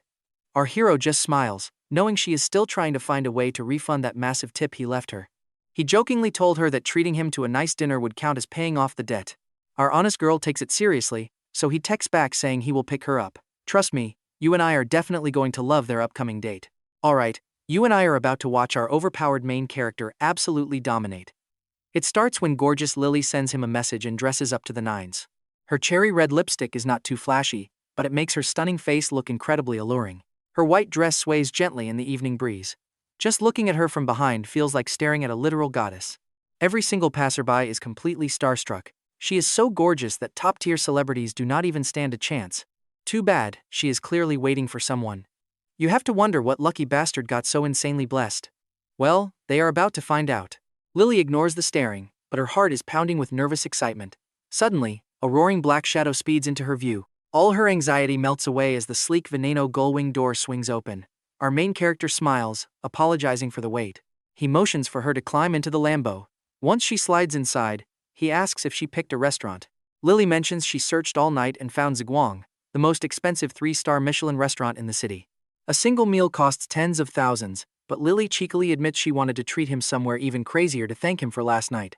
He nods, knowing a hyper-exclusive place like Ziguang usually requires booking weeks or even months in advance. He dials their official hotline.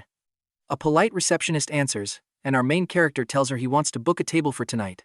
But the receptionist immediately apologizes, saying they only host 10 exclusive groups of guests per day. They are completely booked for tonight, and the waiting list is already 10 days long. No exceptions, no matter who you are.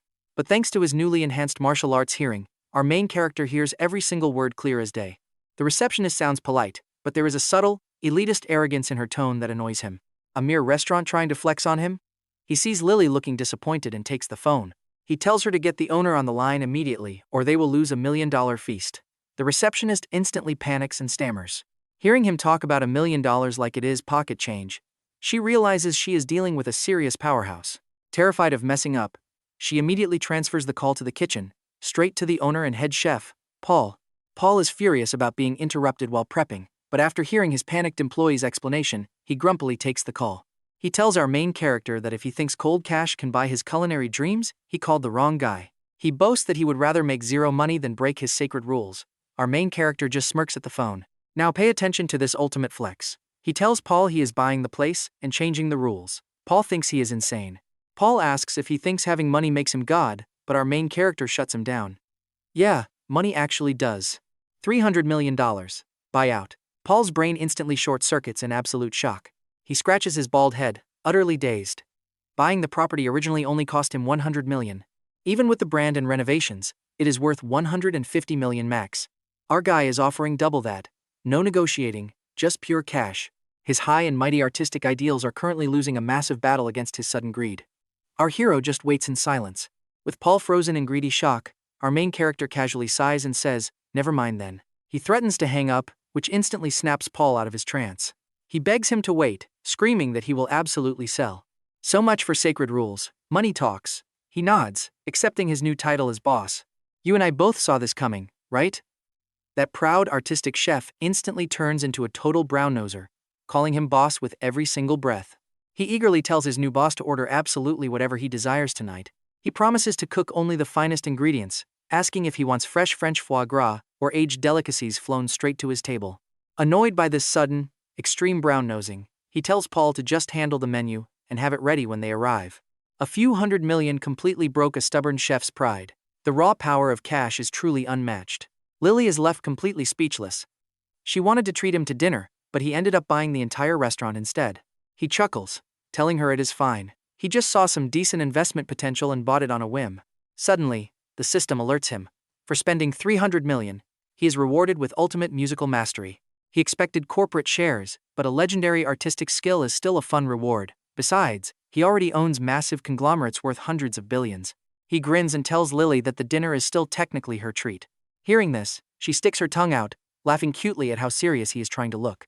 Her sheer beauty makes his heart skip a beat. He casually asks why she isn't live streaming today. She wants this dinner to be just for them. He pats her head, and honestly, you and I are both rooting for them. Let's jump into this together. Our main character gently touches Lily, and instead of pulling away, she leans into his hand like a sweet, adorable cat. A beautiful smile lights up her face as the Lamborghini roars to life, tearing through the neon-lit city streets like a dark, silent shadow. Soon they arrive at Binhai Road. After parking the supercar in the VIP lot of Zigwang restaurant, he leads her toward the massive, elegant wooden entrance. Suddenly, a loud fat guy with a gold tooth and a model on his arm sneers, mockingly pointing out that our main character is running late. This greasy guy in his flashy suit stares hungrily at Lily and laughs. He brags that Zigwang only takes 10 groups daily, and they are the 10th. He claims our hero cannot enter, but offers to bring Lily inside. He invites her in to look around while telling our main character to crawl right back to the slums. This arrogant gold-toothed jerk is Blake. Blake obviously wants Lily for himself, hoping to steal her away while kicking our main character completely out of the picture. This is next-level disrespect. Lily is completely disgusted by the greasy guy, frowning as she coldly rejects his trashy offer without hesitation. Blake snorts, calling her ungrateful. Just then, the grand doors swing open, and dozens of restaurant staff march out in a perfect line. Blake is amazed by the extreme luxury, laughing and assuming this massive, expensive-looking welcome ceremony was put together just for him. But wait, watch closely, because his smile is about to get completely wiped off his face in the most embarrassing way possible. Instead of welcoming him, the staff roughly shove Blake directly to the curb, leaving him standing there looking like a total clown. His glamorous companion instantly gets annoyed, shaking his arm and whining about what is going on. Blake is ready to scream in anger, but he freezes when he sees the legendary head chef, Paul, walking out alongside his stunning assistant, Lilith. This famous French chef is incredibly proud, so his personal appearance means a truly legendary figure has just arrived. Blake quickly shuts his mouth. While trying to guess who the VIP is, he watches in horror as our main character casually leads Lily right down the main red carpet. Blake scoffs, calling it a pathetic bluff and claiming the guy is just desperately trying to show off. He mockingly jokes that security is about to throw our hero straight into the dumpster like trash. But before he can even finish, Paul and the entire staff stop right in front of our hero, bowing a full 90 degrees to welcome Boss Arthur. You and I can practically see Blake's brain short-circuiting right now. An ultra-luxury restaurant like this is a place Blake could only dream of showing off in once in his life. But since the owner calls this young man boss, our hero's true power must be completely off the charts. Realizing he just tried to steal the girl of a god-tier powerhouse, Blake begins shaking in pure terror. If he wasn't trying to save face in front of his date, he would have dropped straight to his knees on the pavement to beg for mercy. Offending a supreme player in this city means his entire career could be ruined with a single word. Our main character merely nods. Getting angry at such a pathetic loser is beneath him. Seeing that our hero completely ignores him, Blake lets out a massive sigh of relief. He tries to drag his date away, but she is busy staring with intense envy. Seeing her date turn from a tough guy into a cowering dog makes her furious. She demands to know if he is even a real man. She rolls her eyes, determined to enter anyway, because our main character is just so handsome and incredibly rich. She spent months catering to Blake just for one meal, but now she wants a piece of this real, high-tier boss. Smiling bitterly, Blake can only follow quietly behind our main character. Inside, the grand lobby is stunningly luxurious, designed with the elegance of a classic French palace. An ancient, stylish grand piano sits under the sunlight, serving as the beautiful centerpiece of the entire dining hall. Lily whispers in awe at the sheer luxury, realizing other places can never compare. The staff politely guides them to their seats. Paul personally escorts them to the ultimate VIP table, where they sink into the incredibly plush, comfortable chairs. While normal tables get regular waiters, Our group has the gorgeous vice manager Lilith serving them personally, leaving other wealthy guests swallowing their breath in envy. Other rich guys whisper about how beautiful Lilith is, wishing they were in his shoes. Meanwhile, Lily watches Lilith with a hint of territorial jealousy. She wants to claim her man, but in such an elegant setting, she keeps her composure and remains silent. Our hero does not even need to order. Chef Paul personally prepares a custom menu of his ultimate signature dishes. Paul even brings out a rare, 10-year-old vintage wine from his private collection just to serve as a starter. Lilith gracefully pours the rare vintage into their glasses, adding custom hand-carved blue ice. Our main character nods calmly, knowing this premium drink is an incredibly expensive treasure. A single glass costs over $100,000, yet he casually remarks that it lacks the finish of a Romani Conti. Lilith can only smile bitterly, knowing that legendary brand is the undisputed king of all wines. And trust me, you and I are going to want to see what delicious masterpieces arrive next. Alright, you and I are about to watch our main character flex hard with this golden phoenix cupcake covered in edible gold and the rarest chocolate. Wow, even the golden phoenix is on the table. This guy is on another level. That tiny bite-sized dessert costs over $100,000. A nearby diner whispers that they just met a god-tier billionaire today. Your eyes shine as your appetite kicks into high gear. The cake is a legendary masterpiece. Next up, fresh French oysters, golden caviar, and king crab. A dozen world-class, top-tier dishes cover the table. Each dish costs tens of thousands of dollars. The surrounding customers are completely speechless. This single meal, including the vintage red wine, is easily approaching $1 million. Right now, the other guys notice their girlfriends staring helplessly at you, feeling an instant, burning wave of pure jealousy. Squirming in their seats, they quickly prepare to drag their girlfriends away. Leaving now only costs them their pride. If they stay any longer, they might actually lose their girls to you. Feeling fully satisfied, you stand up and spot a grand classical piano nearby. Such a relaxed, elegant vibe really deserves some beautiful live music to set the mood. Now watch closely. You gracefully wave your hand and sit at the piano, leaving Lily completely stunned that you actually know how to play. Thanks to your god-tier system, you instantly become a world-class piano master. The moment your hands touch the ivory keys, a lifetime of musical mastery floods your mind. As you play a complex, perfect melody, it is as if a magical wave transports the entire crowd into another world. It is beautiful. Every single woman in the room falls hard. Rich, handsome, and an absolute beast at the piano. How can someone this perfect even exist? Tina, the girl with Blake, gets so furious that she stomps her stiletto directly onto his foot under the table. Grimacing in agonizing pain, Blake gasps and asks what is wrong. Holding his bruised foot, he is totally confused. Just looking at your dominant aura was already terrifying enough. Seeing his girl stare at you makes him swallow his bitter pride in silence. Tina snaps at him, telling him never to ask her out again after comparing him to you. She wants a god-tier boyfriend like Arthur. A loser like Blake is not even worthy of sharing a meal with her. After saying that, she keeps staring at you like a love-struck fool. Blake is dying of pure rage, blaming you entirely. In his mind, his goddess could never do any wrong. This is completely your fault. If an overpowered guy like you had not shown up, she would still be looking at him. With one final, powerful note, your performance ends. The beautiful sound echoes through the hall, leaving everyone in absolute awe and wanting more. Thunderous applause erupts from the entire room.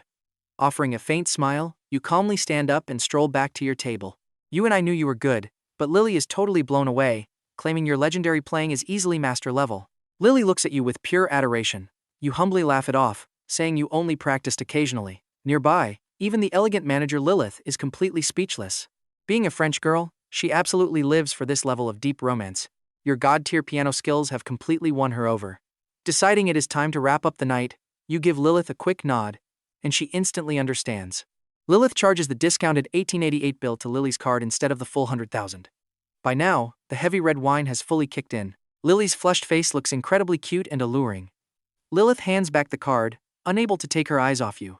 Watching you guide Lily toward your luxury Lamborghini, Lilith feels deeply envious, knowing you are the true boss of Ziguang. She knows you will return, hoping to get another chance to serve you. Lilith bites her lip, making a quiet promise to herself. The remaining guys let out a massive sigh of relief. If you had stayed any longer, their girlfriends would have absolutely abandoned them on the spot. You offer to drop her home, but she softly declines, saying her place is too cold and lonely as the wine fully takes over. Lily boldly presses her warm face against your chest, whispering that she only wants to be with you tonight at your luxury villa. You carry the dizzy Lily into your massive villa lobby, wrapping her arms tightly around your neck as she falls onto the sofa. She cutely asks if she is too heavy for you. Smiling, you tell her she is drunk and offer to carry her to a guest room, but she stubbornly pouts. She insists she can keep drinking. You laugh, teasing her flushed face, but she suddenly pulls your face extremely close to hers. Just inches apart, you can smell her sweet fragrance mixed with rich wine. You tease her, warning her that you cannot guarantee her safety if she keeps this up. Staring at her beautiful, flushed face, the intimate warmth and softness of her body are impossible to ignore. Any normal guy would have a reaction. Lily whispers that she is not drunk, admitting she knew you saved her card from that massive restaurant bill. She confesses she has loved you for a long time, and now that you are back, she refuses to let you go. Unable to resist, you lift her up and head straight for the master bedroom. Hours later, she is fast asleep, completely exhausted. You knew your system physical upgrade was powerful, but you did not expect to be this insanely fierce. Even after going hard until the early morning, your energy levels are completely off the charts. Smiling at Lily's peaceful face, you drift off to sleep, feeling incredibly satisfied. The next morning, your luxury villa smart doorbell wakes you up. Checking the monitor screen, you see Monica standing there with a group of suited staff. Trust me, you are going to want to see what happens next as you open the gates to receive your delivery. Let's dive into a wild story where our underdog main character suddenly becomes filthy rich. Just look at Monica staring hotly. She already knew his background was extraordinary, but buying mountains of insane luxury gear on his very first day? That completely blew her mind. This pile is easily worth hundreds of millions. Our main character casually tells her to stash it in his closet, promising she won't work for free. He laughs and invites her to stay for takeout, jokingly saying there is too much food for just 2 people to finish. Monica is thrilled. A chance to get closer to her ultra-rich boss? She definitely cannot miss this and immediately nods. He is surprised she agreed so quickly, but he does not mind. Plus, this lunch literally costs over 1 million. There is no way he and Lily can finish it alone, but Monica is too smart to ask who Lily is. Arthur casually mentions that he is planning to hire a few more maids and housekeepers for his massive luxury villa. Since Monica works in this elite housekeeper industry, Arthur flashes a smirk and asks if she can recommend any top-tier candidates to him. Hiring maids? Monica instantly blushes, wondering if rich guys just love role-playing. Arthur can only roll his eyes at this. He literally just wants normal cleaners for this massive mansion. But she boldly asks if she will do, boasting about her elite 7-star certification. She promises she won't disappoint her boss. Wait, no, her master. Arthur is amused. He actually loves that title. This girl is sharp, clever, and very quick on her feet. Maybe she can be his head housekeeper. He nods and hires her on the spot. She obediently thanks him as a horn beeps outside. Now pay attention, because a massive, royal carriage-style truck suddenly pulls up outside, looking far too fancy for a basic food delivery. Arthur laughs, confirming it is just regular takeout. Monica is totally stunned. Since when does a legendary, ultra-high-end restaurant like Han Pavilion ever deliver food like this? Did they literally move their entire kitchen crew to his lawn? Staring at that massive, 30-foot dining car, Monica is completely speechless. Just then, Arthur turns and sees beautiful Lily wearing only a silk nightgown. Her stunning curves are barely hidden as she walks down, reminding him of last night's wild fun. He licks his lips. Monica froze the moment she saw Lily. She always felt incredibly confident in her own beauty, but meeting Lily is like facing her absolute match. She realizes she might just have to settle for being his housekeeper, but her greedy heart still wants a piece of pie. Stick with me because we are diving straight back into our main character's lavish life. Waking up, he pulls Lily, who is sitting like a cute rabbit, right into his arms. He ordered takeout and promises to take her home after lunch. Lily obediently nods. She knows her status cannot keep her in this mansion forever, but she is incredibly happy that her dream finally came true last night. She just needs to work hard for that official title. Nearby, Monica pouts her cheeks in pure jealousy, making Arthur laugh. He introduces them. Honestly, female friendships form in the most random ways. If their positions do not clash, they can become instant best friends just by liking the same guy. From his online research, Arthur knew this would happen. He originally worried they would tear each other apart, but that drama did not happen at all. I know what you are thinking, no catfights? Instead, they immediately chat like long-lost friends. Lily curiously asks what takeout he ordered. He tells her she will see when it is served. Glancing at his multi-million-dollar antique wall clock, Arthur estimates that the delivery is almost here. First up is the Supreme State Banquet boiled cabbage. The elite chefs prepare everything in their mobile kitchen truck, serving dishes fit for emperors. Next is the Golden Dragon coiling pearl Buddha jumps over the wall. One breathtaking delicacy after another is brought out. The visual appeal, aroma, and taste are simply off the charts. It satisfies all 5 senses.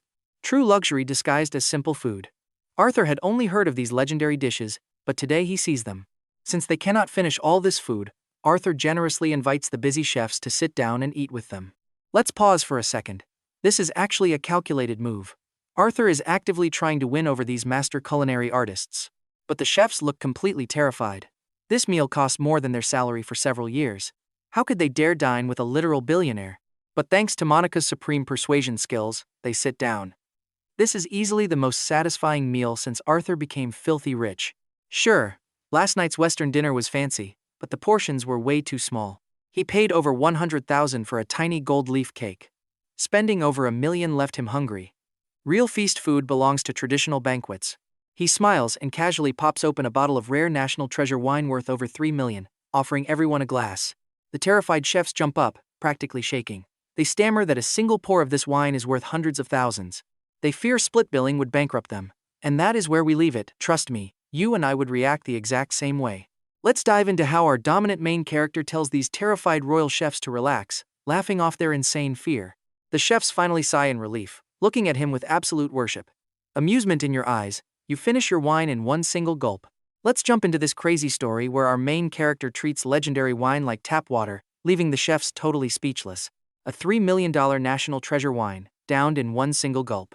His only reaction? A casual shrug. This is what a true god-tier billionaire looks like as he watches the elite chefs sip their drinks. Our hero smiles. Since the expensive wine is gone, it is time to talk business. He does not have time to cook and wants to hire a few elite personal chefs right now. How about working as my private chefs? These master state chefs almost choke on their $3 million wine. They always knew filthy rich people were absolutely wicked. No way, he would just invite them to drink for free. There had to be a catch. But then, he offers them 10 times their previous corporate salary standard. How about it? He asks with a laugh. 10 times? They think he is joking, since they already make at least $300,000 to $500,000 a year. 10 times would mean $3 to $5 million. The chefs are utterly shocked. Even without the free legendary wine, a dream salary like that is an absolute no-brainer. Perfect. It is a deal. He tells them to settle up, go resign from their jobs, buy some fresh groceries, and start working as his personal chefs today. Yes, Boss Arthur. The master chefs silently celebrate, knowing they just scored the absolute jackpot of their entire careers. The meal was incredible. Our hero pulls out his Dongfa Supreme Black Card to pay. His total bill comes out to a staggering $4,670,000. The staff offer to round down the massive bill for their new boss, but Arthur simply tells them there is absolutely no need for that. Honestly, he wishes he could spend even more, hoping the system triggers another grand prize. The chefs and girls are completely awestruck by his casual attitude toward wealth. Ding! Alert! You spent $980 on a meal.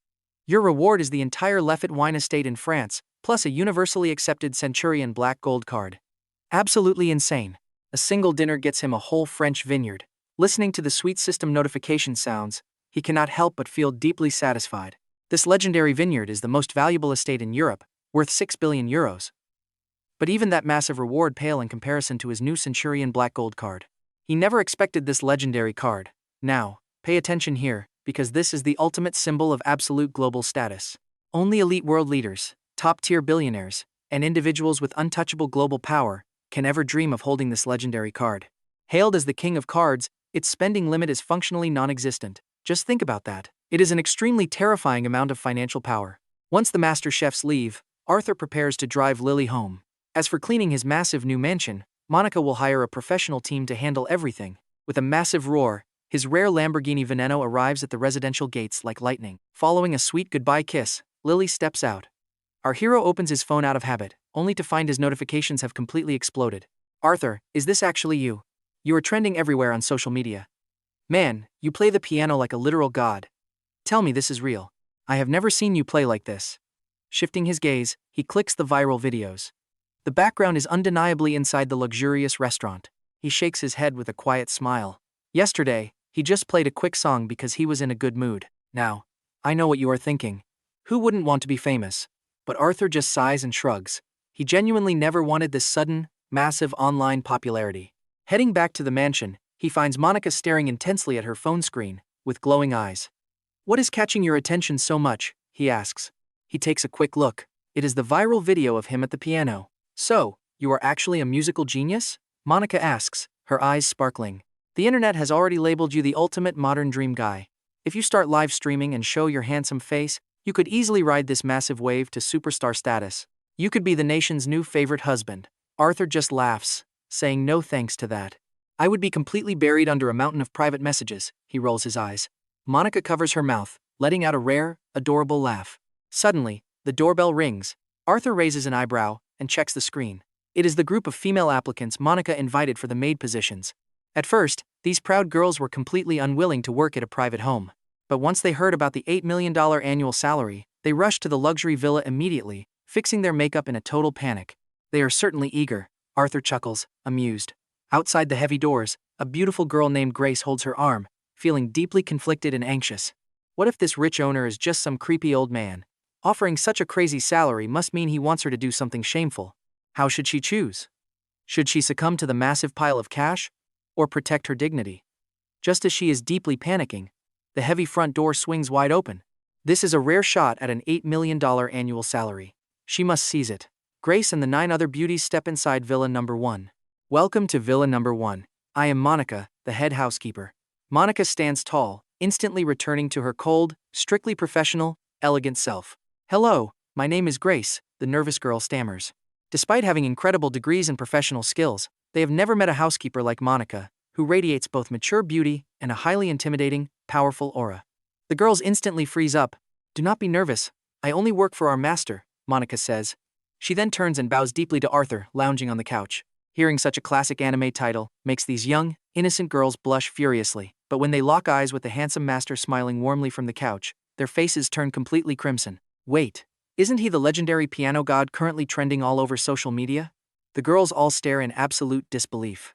They fully expected a creepy, bald old billionaire, but they got a handsome legend instead. And trust me, you and I are going to love seeing how these girls handle this insane plot twist. Alright, let's watch how these girls completely lose their minds when they realize they're talking to a godlike piano player. Grace is absolutely screaming inside. Forget an $8 million annual salary, she would happily serve this perfect man for free. No need to be nervous, guys. Just keep the mansion clean, Arthur casually explains, putting their worries to rest. No way, we are willing to do absolutely anything for you, master. Grace and the girls blurt out their replies instantly, leaving Arthur completely speechless. Realizing what they just blurted out, their faces immediately turn as bright red as overripe apples from pure embarrassment. Arthur scratches his head in disbelief, not expecting them to be this eager. Well, time to let Monica show them around. Yunding Mountain Villa costs over $1 billion for a reason. It literally has 9 massive master bedrooms. The main building is already colossally massive, but the basement is nothing like what ordinary people can ever imagine. An entire mountain was hollowed out just to build this underground paradise. The girls are completely blown away. In Magic City, everyone knows the legendary Yunding Mountain Villa, and Villa Number 1 is the undisputed king of them all. But actually seeing this ridiculous luxury in person is mind-blowing. If there are no complaints, let's sign the contract. Monica works fast, already preparing the ironclad contracts. We have 0 complaints, the girls say, barely reading the pages. Arthur nods and casually pays their massive salaries in advance. With the maids finally moving in, the mansion feels alive. Before this, living alone in such a gigantic place felt pretty lonely. Now, he plays fun board games with his maids, enjoys penalty drinks, and swims in the heated infinity pool on the roof. This is the ultimate peak of comfort. You and I both know a regular lifetime cannot match the thrill of this single night. Being ridiculously rich feels amazing. Master, what are you doing? Come play with us. The maids are already having a total blast here. Even though the villa is enormous, 10 professional maids clean it up in no time, eager to hang out with their insanely handsome boss. This place is honestly better than heaven itself. Arthur waves them off and opens his phone, only to see his dead college class chat suddenly exploding with activity. Over 99 unread notifications? What is going on here? Ever since their college graduation, this group chat has been completely dead. But tonight, it is suddenly burning up with non-stop messages. Clicking the chat, he spots a pinned announcement asking if everyone is done with their post-graduation internships. Let's gather for a reunion in a few days. The sender is the class monitor, Chris. Now, watch closely, because this simple announcement brings everyone out of hiding to start bragging about their new jobs. My boss forces us to work overtime every single day, claiming it is a blessing. No extra pay at all, damn him. At least you actually got a job. I am so miserable because I still haven't found anything yet. Peter must be doing incredible, right? He is a rich second-generation heir, after all. Show some respect. He is already a top executive at his father's massive company. In fact, I work directly under him. Must be nice. By the way, where is Chloe, our class beauty? Rumor says she and Peter are dating now. Arthur smirks. It is a hilarious coincidence because the Peter and Chloe, they are hyping up. He actually bumped into them while shopping for a watch. Once they realized he is the main controlling shareholder of Vacheron Constantine, they nearly choked. He still remembers their terrified faces, Finally, Peter jumps in and says he might skip the reunion. Do not say that, brother Peter. You are the most successful person here. The dinner is pointless if you do not show up. Yeah, I still do not have a job. Maybe you can hire me. Peter is floating on air from all this praise. Haha, no problem. Since you all want me there, I will definitely come. By the way, where is Arthur? He was our class handsome god back then, right? Didn't Chloe have a huge crush on him? Dave's sudden words instantly infuriate Peter. Shut your mouth, Dave. Why are you bringing up old drama and picking at Peter's scars? Wayne, Peter's loyal lackey, snaps back. What? Can I not even tell the truth anymore? Dave, famous for being brutally honest, replies without backing down. Just as a massive argument is about to explode, Arthur casually sends a message saying a reunion sounds great. Arthur is online. How have you been, man? I heard you landed a decent job at a software company. Most guys secretly want to see him fail in the real world, but Zach instantly steps in to defend his boss. He cannot stand these peasants looking down on Arthur. He replies, telling them they cannot even comprehend Arthur's true success. Oh, look. It is Arthur's loyal little puppy dog. Why are you still following him around after graduation like a servant? This is hilarious. Be real, we are in the real world now. Whoever has the most money is the actual boss. But trust me, you and I are going to love seeing their smug faces when Arthur completely blows them away. Alright, you and I are about to watch some smug classmates try to act tough, completely unaware of our main character's true power. Let's see what happens. Wayne's jealous crew mockingly asks if Arthur could possibly be stronger than Peter. Meanwhile, Arthur just laughs it off, claiming he's just a jobless, unemployed nobody now. Arthur quickly texts Zach to stay quiet, letting the group believe the lie. An unemployed vagrant who just got fired? They can't believe it. They pretend to be super worried, talking about how harsh society is. But in reality, those fake friends are secretly celebrating his downfall.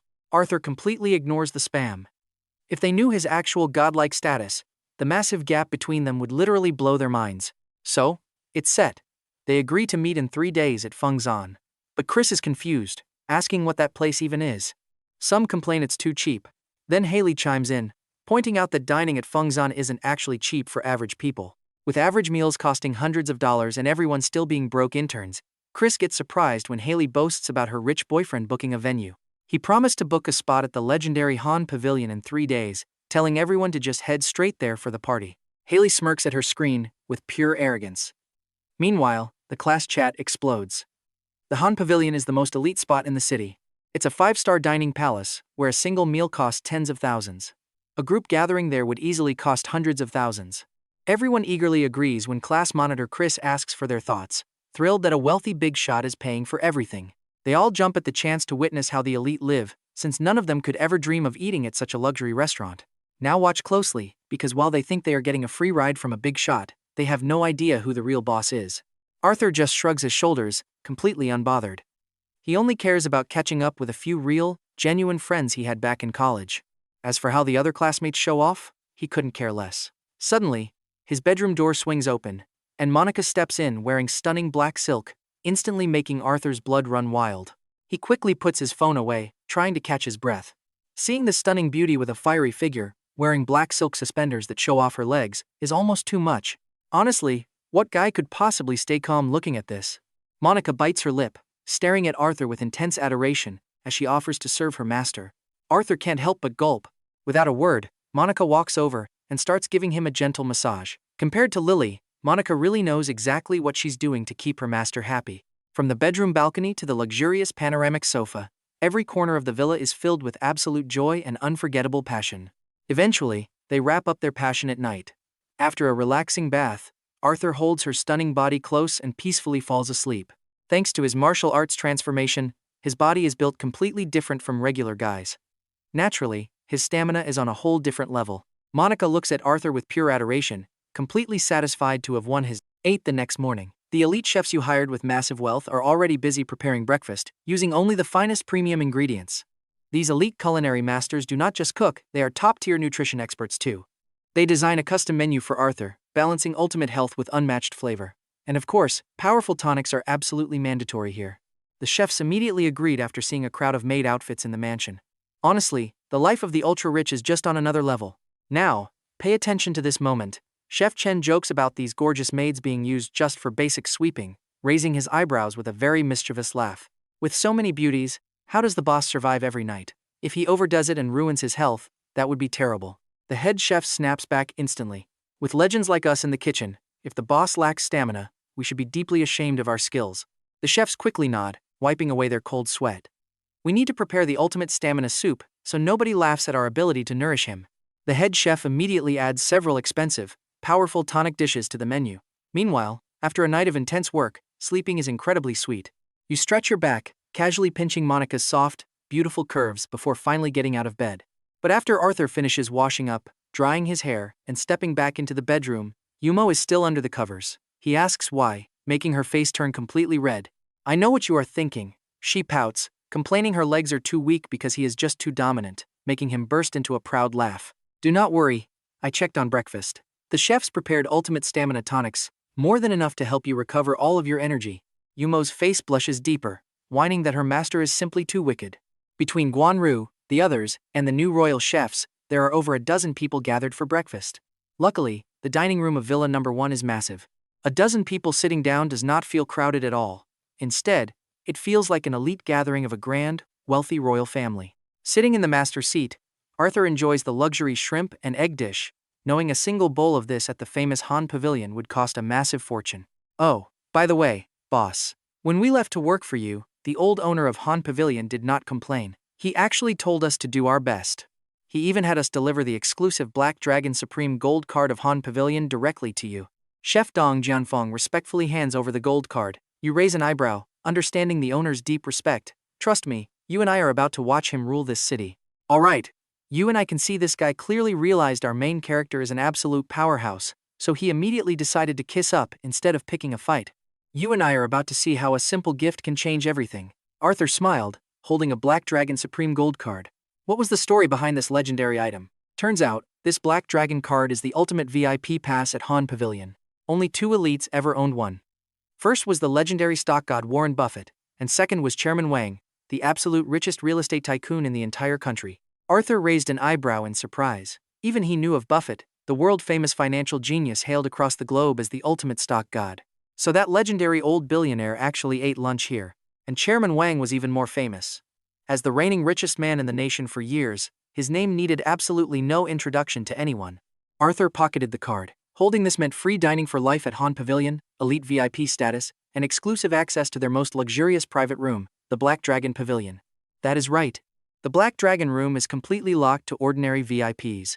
It is an ultra-private sanctuary built only for the most powerful cardholders on Earth. The elite state chefs explained that everything was completely free forever. Now that is incredibly generous, Arthur thought, smiling as he shook his head.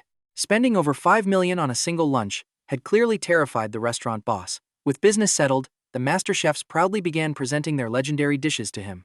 Now pay attention here. The chefs deliberately highlighted some special body-boosting supplements. They wanted Arthur to eat up and boost his stamina. Arthur got the hint and wanted to laugh.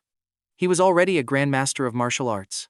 With limitless internal energy and life force as vast as the ocean, he could never be drained by a simple night of fun. With breakfast finished, Arthur asked for the chef's bank card and casually sent 10 million over. The chef gasped, asking what this was. Du Jianfeng stared in utter shock at this crazy gesture. Arthur casually explained it was just grocery money. Just buy the absolute best ingredients available. If you need more cash, just ask. Arthur laughed as the terrified chef stammered that this was way more than enough. Du Jianfeng did not know how to react. Sure, premium ingredients are pricey, but sending 10 million for groceries was pure overpowered behavior. Do not try to save my money. I am not afraid of spending cash. I am only terrified that I cannot blow it fast enough. He literally wanted them to burn through it. Next, he wired 10 million to Guan Rui too. For daily house supplies, always buy the absolute most expensive items. 10 million probably won't even last very long. Just let me know when you need more. Send the receipts to Sister Yu later. The crew was speechless. 10 million won't last long? Is this guy even human? Ever since meeting him, their view on wealth had shattered. Arthur turned to a giggling Yumomo, telling her they were visiting a car dealership next. Master, are we buying another car? Yumomo asked, her eyes wide with shock. Is the multi-million-dollar Lamborghini Veneno not good enough for you anymore? It is just one ride. It is useless when the staff needs to go out and buy groceries. Besides, that tiny car only has 2 seats, which is super inconvenient. Arthur shrugged, wanting to buy something much bigger. A broken car? Let that sink in for a second. To Arthur, a gorgeous $80 million Lamborghini Veneno was literally just an inconvenient, broken car with only 2 seats.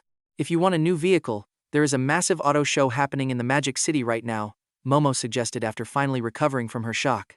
An auto show sounded perfect. It saved him from visiting countless dealerships. The Magic City show would definitely have every hypercar imaginable. Get ready, let us head straight to the show, Arthur ordered. Momo rushed out to prep their ride. An hour later, Arthur stepped out of his stunning Lamborghini. The massive venue was packed with regular people who only came to stare at cars they could never afford. The exhibition space spanned 50,000 square meters, bringing together every single elite luxury brand in the entire city. Momo did her research on the way, nodding eagerly. Let us go inside and explore, she said.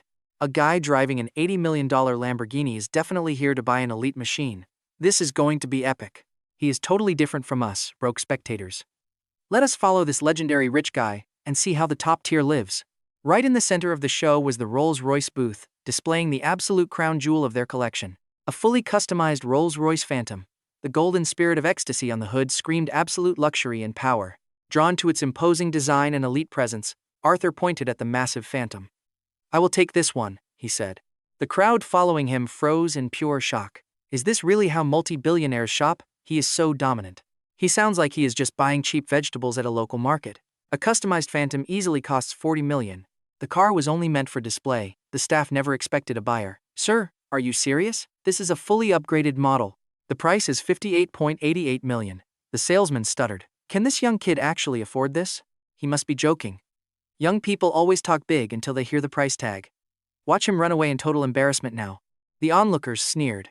Arthur just nodded. Since it is so cheap, throw in those two cars as well to make it an even $100 million. And that's where we leave it. Let's see if this arrogant crowd regrets mocking our overpowered master. Stick with me, these haters actually think our main character is just talking big because he looks like he has no money. The whispers made his beautiful housekeeper Momo feel super uncomfortable, but our main character did not care about these jealous losers. He just calmly handed over his card. Once he drove these ultra-luxury cars right past them, they would finally realize who the real clowns were. The moment the salesman saw the black card in his hand, his entire body shook. Oh my god, a Centurion Black Gold card. This card was reserved for the absolute peak of elite society. The salesman realized he was completely finished. He had just insulted a god-level billionaire. How could he have been so stupid to think this man was broke? Would he face brutal revenge? Plus, let's be real, he literally drove here in a multi-million-dollar Lamborghini. The other tourists who actually knew the truth burst out laughing, enjoying the sight of these arrogant haters getting totally humiliated. Pay attention here, because those loud-mouthed haters instantly turned red, put their heads down, and tried to escape a force they couldn't dare to provoke. They had to slip away fast. Meanwhile, Arthur looked at the frozen salesman and asked how long he was going to stand there staring. Our main character frowned at the speechless employee, reminding him to move. The terrified man stammered, begging the big boss to wait while he processed the payment at lightning speed.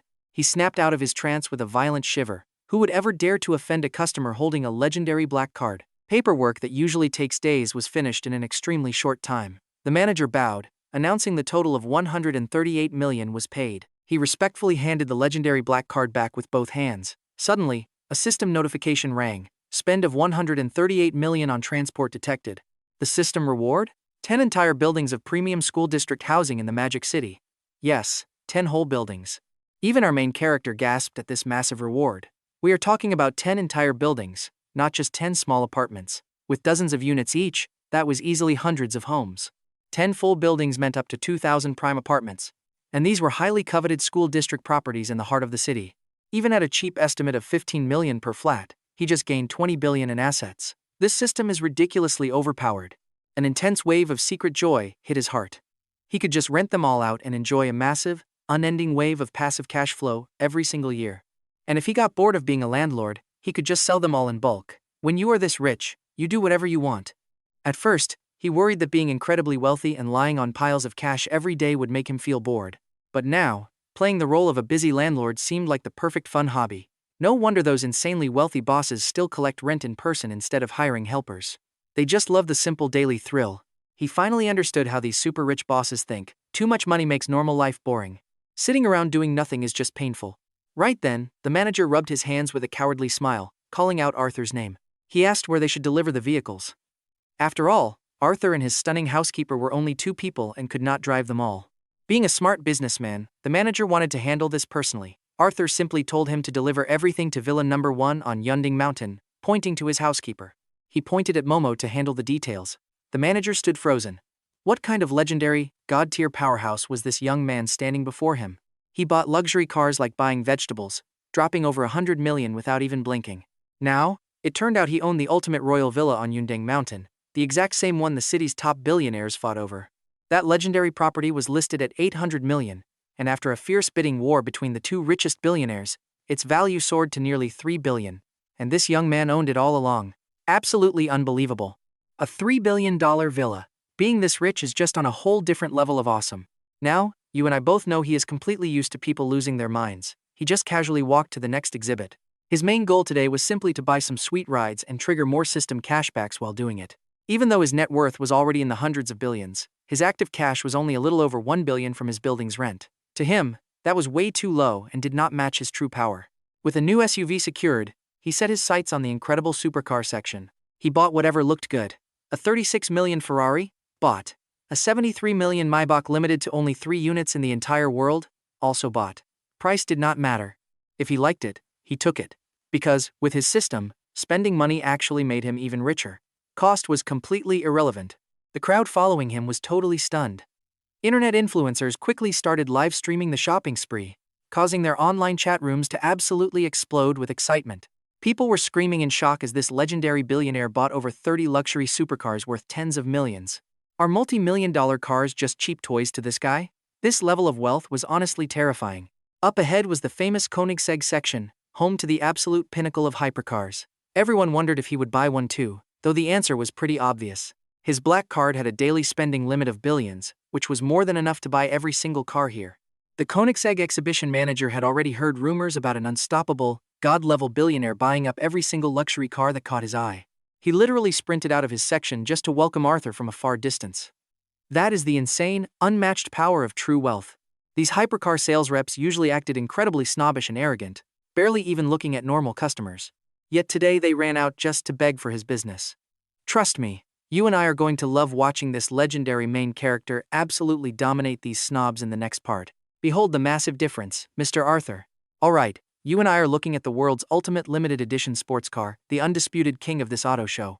If this monster takes second place, nobody else dares claim first, right? Arthur sizes up the Koenigsegg and curls his lip, calling it average and a bit ugly. Instantly, the entire venue freezes. A masterpiece worth over 100 million, called ugly? Whatever, I'll take it. It easily rounds up my total spending tonight to a clean 1 billion, he says, casually waving his hand. Adding this, Koenigsegg pushes his shopping spree past that magical 1 billion mark, likely unlocking an epic system reward. The crowd of tourists stands frozen, completely shocked. This tycoon is absolutely terrifying. Just to hit a lucky round number, he buys a supercar worth over 100 million on a whim. People never believed in this level of wealth, but today they do. The sheer dominance of the ultra-rich completely shatters any normal imagination. After one insane day of shopping, Arthur officially elevates his status from a wealthy boss to the richest man in Huxia. Totally satisfied, Arthur has the staff deliver his Lamborghini Veneno back to his place, while he and Yu Momo jump into the roaring Koenigsegg under everyone's jealous eyes. The moment the Koenigsegg starts, it unleashes a beastly roar. If a sporty Audi is a sleek mountain racer, this beast is a pure predatory tiger. With a gentle tap on the gas, the Koenigsegg transforms into a blur, tearing through the glowing streets of the Magic City. Now, pay attention to this insane speed, that massive force pushing you back as the king of hypercars screams down the street. Beside him, Yu Momo watches in complete awe. Moments later, the hypercar glides into the Yunding Villa estate, and Arthur's phone begins to ring. Looking down, Arthur frowns. It is Fang Han, the founder of Jincheng Law Firm. But now that Arthur owns it, Fang Han plays it very humble. Fang Han speaks with absolute respect. Unlike others who just guess, Jincheng Law Firm has a massive, deep-reaching network. Yet even they cannot dig up a single thing on Arthur, filling Fang Han with deep dread and absolute respect. He was literally a broke guy starving a few days ago, but now, he's surrounded by top-tier beauties and hypercars. He rolls around in a $70 million Lamborghini and has 5 beautiful maids taking care of his every need at home. It all started when a failed blind date unlocked a broken spend money system. Just as he pulls up to his luxury villa, his phone rings. It is Fang Han again. Arthur blinks, remembering that he is now the big boss of Jincheng Law Firm. Fang Han is just his employee now. Fang Han remains incredibly polite, knowing Arthur has resources and secrets that go far beyond what anyone else can track. Unable to find a single lead on Arthur, Fang Han treats him like a god. Arthur simply laughs, telling him he is being too polite. Fang Han carefully explains they know a powerful man like him is always extremely busy, but asks if he could spare a brief moment of his precious time. The other two partners and I want to pay you a visit, Fang Han says. Arthur smiles, inviting them over for dinner instead. You and I both know that guys like Fang Han are master players. This visit is definitely a test to see if Arthur is the real deal. Jin Cheng Law Firm is a key asset for Arthur. Since these partners want to test him, he has to give them a massive reality check. Back at Jin Cheng headquarters, Fang Han looks at his top partners, Alvin and Cage, announcing they will visit Arthur's massive estate tonight. A meeting with the mysterious tycoon? Cage looks highly intrigued. Since even their resourceful leader could not find a single thing about Arthur's background, Cage is deeply curious about this mysterious, insanely rich young boss. Alvin just scoffs. As an elite, internationally renowned gold medal lawyer, he has dealt with the most powerful people on Earth. His massive ego will not let him act weak before even meeting the guy. Fang Han nervously warns him to watch his attitude. You must respect Mr. Arthur. His true power might be beyond our wildest dreams, Fang Han says. Alvin just waves his hand off. If he actually has the power to impress me, I will show respect. Otherwise, I do not care, Alvin replies smugly. If he is not worthy of my respect, I do not care how rich he is. Honestly, Alvin has the talent to back this up, since his skills keep him loaded. Being completely independent means he never has to please anyone. Fang Han sighs, telling them to get ready for the big night. This meeting is critical for our future, Fang Han warns. The partners nod and head out to make their preparations. Left alone, Fang Han twirls his pen, staring out at the city streets while wondering what kind of storm Arthur is about to unleash. Back at his villa, Arthur hangs up only to get a cute message from Lily, inviting him for an afternoon tea date. Amused by her charm, he tells her to pick a nearby cafe and send the location. She happily promises to do just that. Arthur tells Momo to host the law firm partners if he runs late tonight. She pouts playfully, making a funny face because she knows exactly what he is up to. She knows he is going on a date, but she has no right to question her master. She was fully prepared for this lifestyle anyway. With a smile, Arthur fires up his Koenigsegg. A top-tier hypercar like this naturally comes loaded with the most advanced automatic navigation, instantly tracking his destination. Route locked. Pingxiang Coffee. Proceed ahead as the engine roars. Tearing through traffic, the Koenigsegg arrives in record time. Arthur parks his beast and steps inside. And that's where we leave it for today, our overpowered MC, walking into an elite cafe where a single cup costs a fortune. Trust me, you're going to want to see what happens next. Trust me, you are about to see a clueless rich guy make the biggest mistake of his life by hitting on our main character's girl. Lily looks completely annoyed trying to brush him off. Arthur frowns immediately because nobody messes with his girl and gets away with it. This random dude has absolutely no survival instinct. He just keeps pestering her, asking for her number while bragging like he owns the place. The guy smugly claims he is a big shot in the city, even offering to find Lily's boyfriend a job. What a clown. He is flexing his watch, feeling incredibly proud of himself, but Lily just finds him completely disgusting. Finally, Arthur walks up. Lily smiles instantly and waves when she sees Arthur arrive. The annoying guy immediately raises his eyebrows, looking at our main character with unfriendly eyes and a mocking smirk. Arthur calmly tells him to get out of the way, but the dude just sneers, claiming his legs refuse to move. Everyone in the cafe is watching them now, especially the jealous guys who were secretly drooling over Lily this whole time. They hate seeing a young guy like Arthur with such a beautiful girl, and hope this rich dude teaches him a brutal lesson. They whisper that Arthur is too young to handle this, laughing at him for bringing a goddess to a public place. Arthur smiles, but his eyes are icy. He tells the guy that if he cannot walk, he will make him crawl out. Now, pay close attention to this next part because this arrogant fool is about to flex his cheap green watch to an actual god. The crowd gasps, realizing he is wearing a watch worth over 300,000. Spending that much on a watch is pure luxury. Everyone here knows luxury brands. They realize this is about to become a classic battle between a rich guy and a regular boyfriend. They wonder who she will choose, not knowing Arthur's outfit is actually high-end luxury. His clothes cost hundreds of thousands of dollars, but the brand is so exclusive that ordinary people assume he is just some poor kid. People whisper that she will obviously choose the rich guy. Who would reject a man who casually spends hundreds of thousands on a watch? Some gold diggers in the crowd start whispering, saying she should leave the poor boyfriend. Why suffer when you can live a life of pure luxury? The rich guy, Li Xiaoyang, smirks triumphantly. He asks Arthur if he seriously thinks he has what it takes to compete with him. He boasts that his uncle is the chairman of the massive Jiang Li company, a billionaire who can easily destroy anyone. He threatens to ruin Arthur's life. Jiang Li is a massive financial giant in this city, worth tens of billions of dollars. The crowd gasps in shock at the company name. The gold diggers stare at Li Xiaoyang like he is a walking gold mine. Arthur chuckles coldly, keeping Lily calm. He tells the guy that beating him up himself is actually way below his high social status. But since he practically begged to be humiliated, Arthur is ready to deliver. The guy just laughs, repeating his uncle's power. I know what you are thinking. Is Arthur really going to let this slide? Let us find out how he completely destroys this guy. The fool demands that Arthur leave Lily behind and crawl away, promising to let him go if he obeys right now. Arthur just sneers back. He repeats that the guy will absolutely be crawling out of this cafe before the day ends. The onlookers shake their heads, thinking Arthur is just a foolish kid who is about to get destroyed by a billionaire. Lily grits her teeth, wanting to defend Arthur, which silences the crowd. But they still think our main character is doomed. Arthur just smiles, telling him that he will have his powerful uncle personally order him to crawl away. The crowd almost chokes on their drinks. Is this kid crazy? Does he even understand what billions of dollars mean? The rich guy just laughs.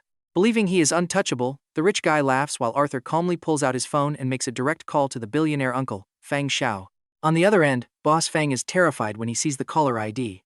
Arthur is a godlike figure who never calls him. He answers with absolute fear, asking what is wrong. Arthur coldly asks if he has a nephew named Li Xiaoyang. Fang Xiao leaps out of his chair, panicking. He asks if his nephew offended him. Arthur replies that it is not quite direct. Fang Xiao instantly sighs in relief, but his heart stops when Arthur adds that the nephew is currently harassing his girlfriend and demanding that he get lost right now. Hearing this, Fang Xiao almost has a literal heart attack. His face turns completely pale with terror. Just days ago, he was laughing at another boss whose employee offended a VIP. Now, he realizes his own family has brought this exact nightmare to him. He cannot believe his nephew was stupid enough to disrespect the legendary Arthur, begging to know how Arthur wants to handle this situation. His entire company could easily be wiped out in a single day by someone who controls hundreds of billions in investments. Offending a terrifying god like Arthur means one small move could completely ruin his multi-billion-dollar empire forever. Arthur calmly tells him to make his nephew kneel, slap himself 10 times, and crawl away. Fang Xiao agrees instantly. Shaking with relief, Fang Xiao promises to call the stupid brat immediately. He will do absolutely anything to fix this massive disaster right now. Arthur hangs up. The rich guy mocks him, calling it a great performance and laughing at the idea of a poor kid ordering his powerful billionaire uncle around. And that is where we leave things. Trust me, you are going to want to see this kid eat his own words next time. Trust me on this one. The moment Li Xiaoyang's phone suddenly rang, a cold sweat instantly drenched his entire body. Could this ordinary kid actually know the absolute boss of Jiang Li? Even the onlookers were completely lost. Terrified, Li Xiaoyang picked up. The voice roared, "Hello, you useless brat. What kind of massive trouble did you cause this time?" Fang Xiao screamed in pure panic. "Do you realize my entire company's survival in the empire building depends on Boss Arthur? I swear I will personally beat you to death." Fang Xiao was so angry he completely lost his mind. The brutal words echoed through the speaker. Instantly, the entire restaurant fell dead silent. Imagine buying a $3 soda and getting an $80 million Lamborghini. Or buying cheap street food, and $1 billion cash instantly drops into your account. Grab a cup of milk tea, and boom, you now own a multi-billion-dollar commercial skyscraper. All because of one failed blind date. Our main character unlocked an overpowered wealth revenge system, and right now, he is taking Lily shopping in the elite luxury district. According to the map, this exclusive high-end district was built entirely for women, packed with the world's finest luxury brands. He avoided the main luxury street this time. Why? Because every single store there already knew him, especially the staff at Vacheron Constantine. If he walked in there to buy a watch, they would just gift it to him. But not letting him spend cash? No way. He needs to spend money to trigger his system. Now, look closely, as he spots a Patek Philippe store. "Welcome, sir. Looking for a watch for your girlfriend?" These high-end sales reps immediately recognized his elite aura. Sizing up Arthur's expensive outfit, they instantly swarmed him with the most respectful, top-tier customer service imaginable. "Show me the most expensive watches in the store immediately." The sales team heard him, but they couldn't believe their own ears. "Of course, sir. Our absolute best is the 50,002 Sky Moon Tourbillon. Let us show you right now. Tell me the price first. If it is too cheap, I will not bother." The salesman stuttered, "Sir. This masterpiece costs around $8.8 million. At over $8 million, it is the ultimate status symbol for the absolute elite of the city." Hearing him complain that $8 million is too cheap completely broke the sales team's minds. Were they being pranked right now? Arthur frowned and turned to walk out. The staff panicked, realizing this crazy billionaire actually meant what he said. Losing a massive client like this would ruin them. "Sir, please wait. Your budget is too high for us to handle. We need to get our general manager. We are just regular sales reps, and we do not have access to our top-tier vault." Arthur stopped. Moments later, a stunning female manager rushed out, bowing deeply and apologizing for the delay. Arthur simply gave a cold nod. "Can you show me the real expensive stuff now?" "Sir, Company policy states that viewing our top collection requires proof of your personal wealth. Only VIPs with over $10 billion are allowed inside. Please understand our position. The manager, Gao Yuanyuan, analyzed him closely. Could this young kid actually hold 10 billion in his own name? Inherited family wealth did not count. This elite watchmaker only served self-made royalty. To pass their test, you had to have billions directly under your own name. Proof? Arthur smiled, casually tossing his Centurion black card onto her desk. Check the balance. The manager's entire body began to tremble. She bowed respectfully, returning the card with shaking hands. This black card alone was more than enough proof. Forgive my ignorance, sir. As she guided them into the VIP vault, you and I both know she was sweating bullets. The sales reps next to them burst into a frantic whisper. Oh my God. I have worked here for years. And that is the legendary king of black cards. Only the richest elite on the planet are ever allowed to hold that card. When he complained about an $8 million watch being cheap, I thought he was just capping. Turns out he is an absolute god. I am so jealous of his girlfriend right now. She must have saved the universe in her past life. Meanwhile, Arthur completely ignored their shocked gossiping. Welcome to our ultimate showroom. Every single masterpiece kept in this room is worth at least tens of millions of dollars. Anything more expensive can only be bought at global auctions, Gao Yuanyuan explained. Arthur cut her off. Just show me your highest priced watch. He added, make sure it is perfect for her. The manager walked directly to a glowing crystal case in the center. Our absolute crown jewel is this reference 27. It is crafted from pure gold and set with 24 flawless diamonds. A stunning masterpiece of art, ranking as the second most expensive ladies' luxury watch in the entire world. Staring at the blinding, glittering gold, even the elite general manager couldn't help but sigh, since this watch was the ultimate dream for any woman. This piece is priced at exactly $50 million. Are you absolutely sure you want to purchase this today, sir? She held her breath. If he bought this, her massive commission would set her up for life. Arthur casually replied, of course, swipe the card. Arthur, this is way too much. Lily waved her hands in panic. $50 million for a single watch was completely insane. Gao Yuanyuan stared with pure jealousy. And trust me, you and I can only wish we had an overpowered boyfriend like Arthur. Alright, let's join Arthur as he completely blows everyone's minds. He just bought a second-place watch, but what on earth is first?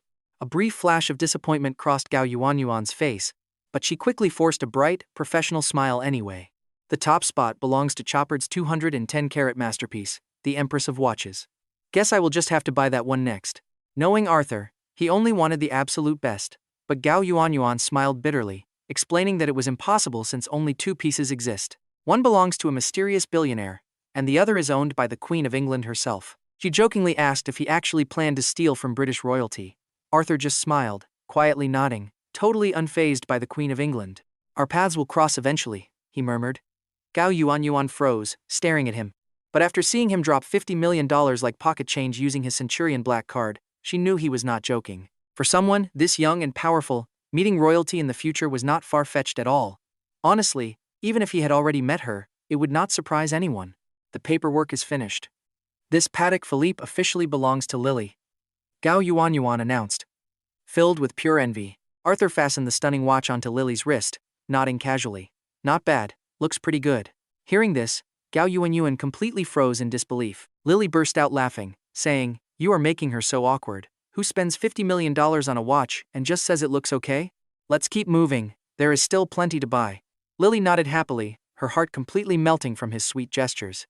Now pay attention here, because you and I are about to watch our main character start a shopping spree so insane, it will leave you breathless. He buys multiple sets of Chanel's newest collections, then does the same at Louis Vuitton. Price tag? Completely irrelevant when you are this rich. Prada, Hermes, Dior, Burberry, he grabs everything. Lily begs him to stop, laughing that her entire room is going to be completely stuffed. I won't even have space to walk, she pleaded, desperately thinking about her tiny closet back home. Buying high-end luxury items like cheap groceries, Arthur casually grabs 10 sets at a time. This shopping trip alone easily cost him several $1 million, without a second thought. But compared to that $50 million watch, this was just loose change. Next up, Arthur decides to hunt for the ultimate designer bags. Before Lily can even object, a loud, heated argument nearby catches their attention. The shouting is coming from a high-end Chanel boutique just ahead. This bag is way too expensive. I literally cannot afford it, a young man pleads with his girlfriend. She throws a massive tantrum, screaming that real men should spend every single penny they have on their women. A nearby influencer loudly agrees, calling him stingy. What is the point of making money if you are not spending it on her? A heavily made-up streamer sneers, inserting herself into the drama. A boyfriend is supposed to pay for everything. If he can't do that, you might as well just raise a dog instead. Enraged, Xing Xiaolu points right at her boyfriend, screaming that he is worse than a dog for refusing to buy her the bag. A crowd immediately gathers. I know exactly what you're thinking, this influencer is pure poison. Lily is absolutely disgusted by this girl's toxic advice, and honestly, so am I. Lily is completely repulsed by this behavior, while the poor guy stands there, totally humiliated. To the fake streamer, he is just content for her stream. The streamer scoffs, saying he must not love his girlfriend if he is reacting like this.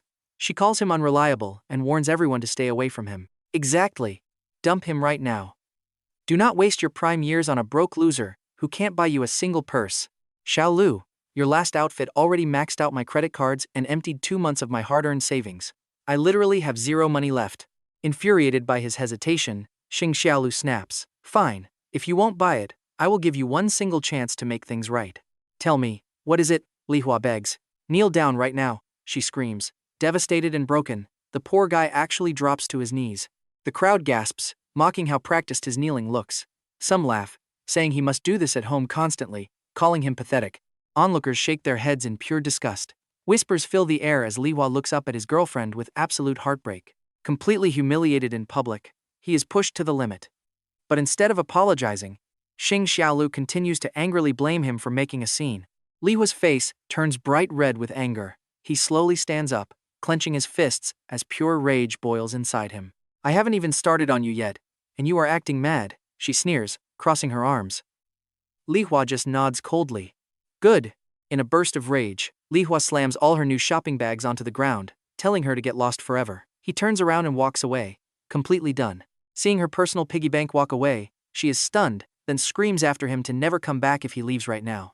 But as his back disappears, she realizes he is actually serious this time, and absolute panic finally sets in. Earning only 3,000 a month, she knows she cannot survive without him. Screaming for Li Hua to wait, she runs after him, begging for forgiveness. Watching this play out, Arthur sighs. A man needs his dignity. Doing that at home is one thing, but humiliating him publicly earns you this exact ending. Still, this is the classic ending for someone who tolerates toxic behavior. Arthur feels no pity, smiling as he guides Lily to the next boutique. That brainless streamer completely ruined their shopping mood. Meanwhile, the toxic influencer feels extremely proud of herself for successfully breaking up yet another couple. So, do you and I think she actually did the right thing? Let me know. Get ready, because you and I are about to see a toxic streamer get the ultimate reality check. Her chat was praising her like a saint after she exposed a cheap guy, sending her sales through the roof. This had Su Hong smiling like a maniac, even though she looked completely ridiculous to everyone else. And just like that, she spotted her next target. Riding high on breaking up couples and boosting her views, this greedy streamer was hunting for fresh prey to exploit. She instantly locked onto Arthur and Lily. They looked like a perfect power couple, and ruining them would make her stream explode with viral clout and views. Thrilled, she rushed over to ask Arthur for a quick interview, but our main character saw right through her pathetic act. It was obvious she was trying to set a trap, but trying to play him? She was way out of her league, so he agreed. The second Arthur appeared on screen, the chat went wild. Girls were screaming about how handsome he was, though a few found him strangely familiar and completely out of their league. Some swore they had seen him before, while others begged for his location. Watching her chat blow up, the streamer felt incredibly smug. She asked, "Do you love your girl? Would you max out your credit cards to buy her whatever she wants?" Max out credit cards? No. He shrugged and answered instantly, leaving the host frozen in pure shock on live camera. Now pay attention, because his absolute brutal honesty immediately derailed her entire setup, leaving her trying to salvage the stream from a total disaster. The chat immediately started calling him a cheap scumbag who would not even max out a simple credit card for his own girlfriend. They claimed good looks were useless, and that he was dangerous, but the guys watching in the crowd loved it. All the whipped guys who felt oppressed by their partners gave our main character a massive thumbs up for standing his ground. Her initial trap failed, and her plan to force him to buy an expensive bag fell apart, but she still had more tricks up her sleeve. This greedy influencer had plenty of backup plans. If one setup failed, she would just pivot to another trap. She sighed, claiming he did not love his girl enough to spend 10 or 20,000. She whined that men nowadays were just cold and heartless. He just sneered at her guilt trip and replied that he would love to see a bag that actually cost $10 billion. $10 billion? The crowd went wild. They came to watch a basic argument, but this was turning into something legendary. They never expected this guy to be a literal god-tier boss. A 10 billion limit? The streamer almost fell over, shouting in absolute disbelief at his wild claims. Is he for real? This is incredibly satisfying, and the ultimate power move. The crowd loved how he handled her toxic manipulation. But once they calmed down, they figured he had to be joking. Who actually has a credit limit of 10 billion?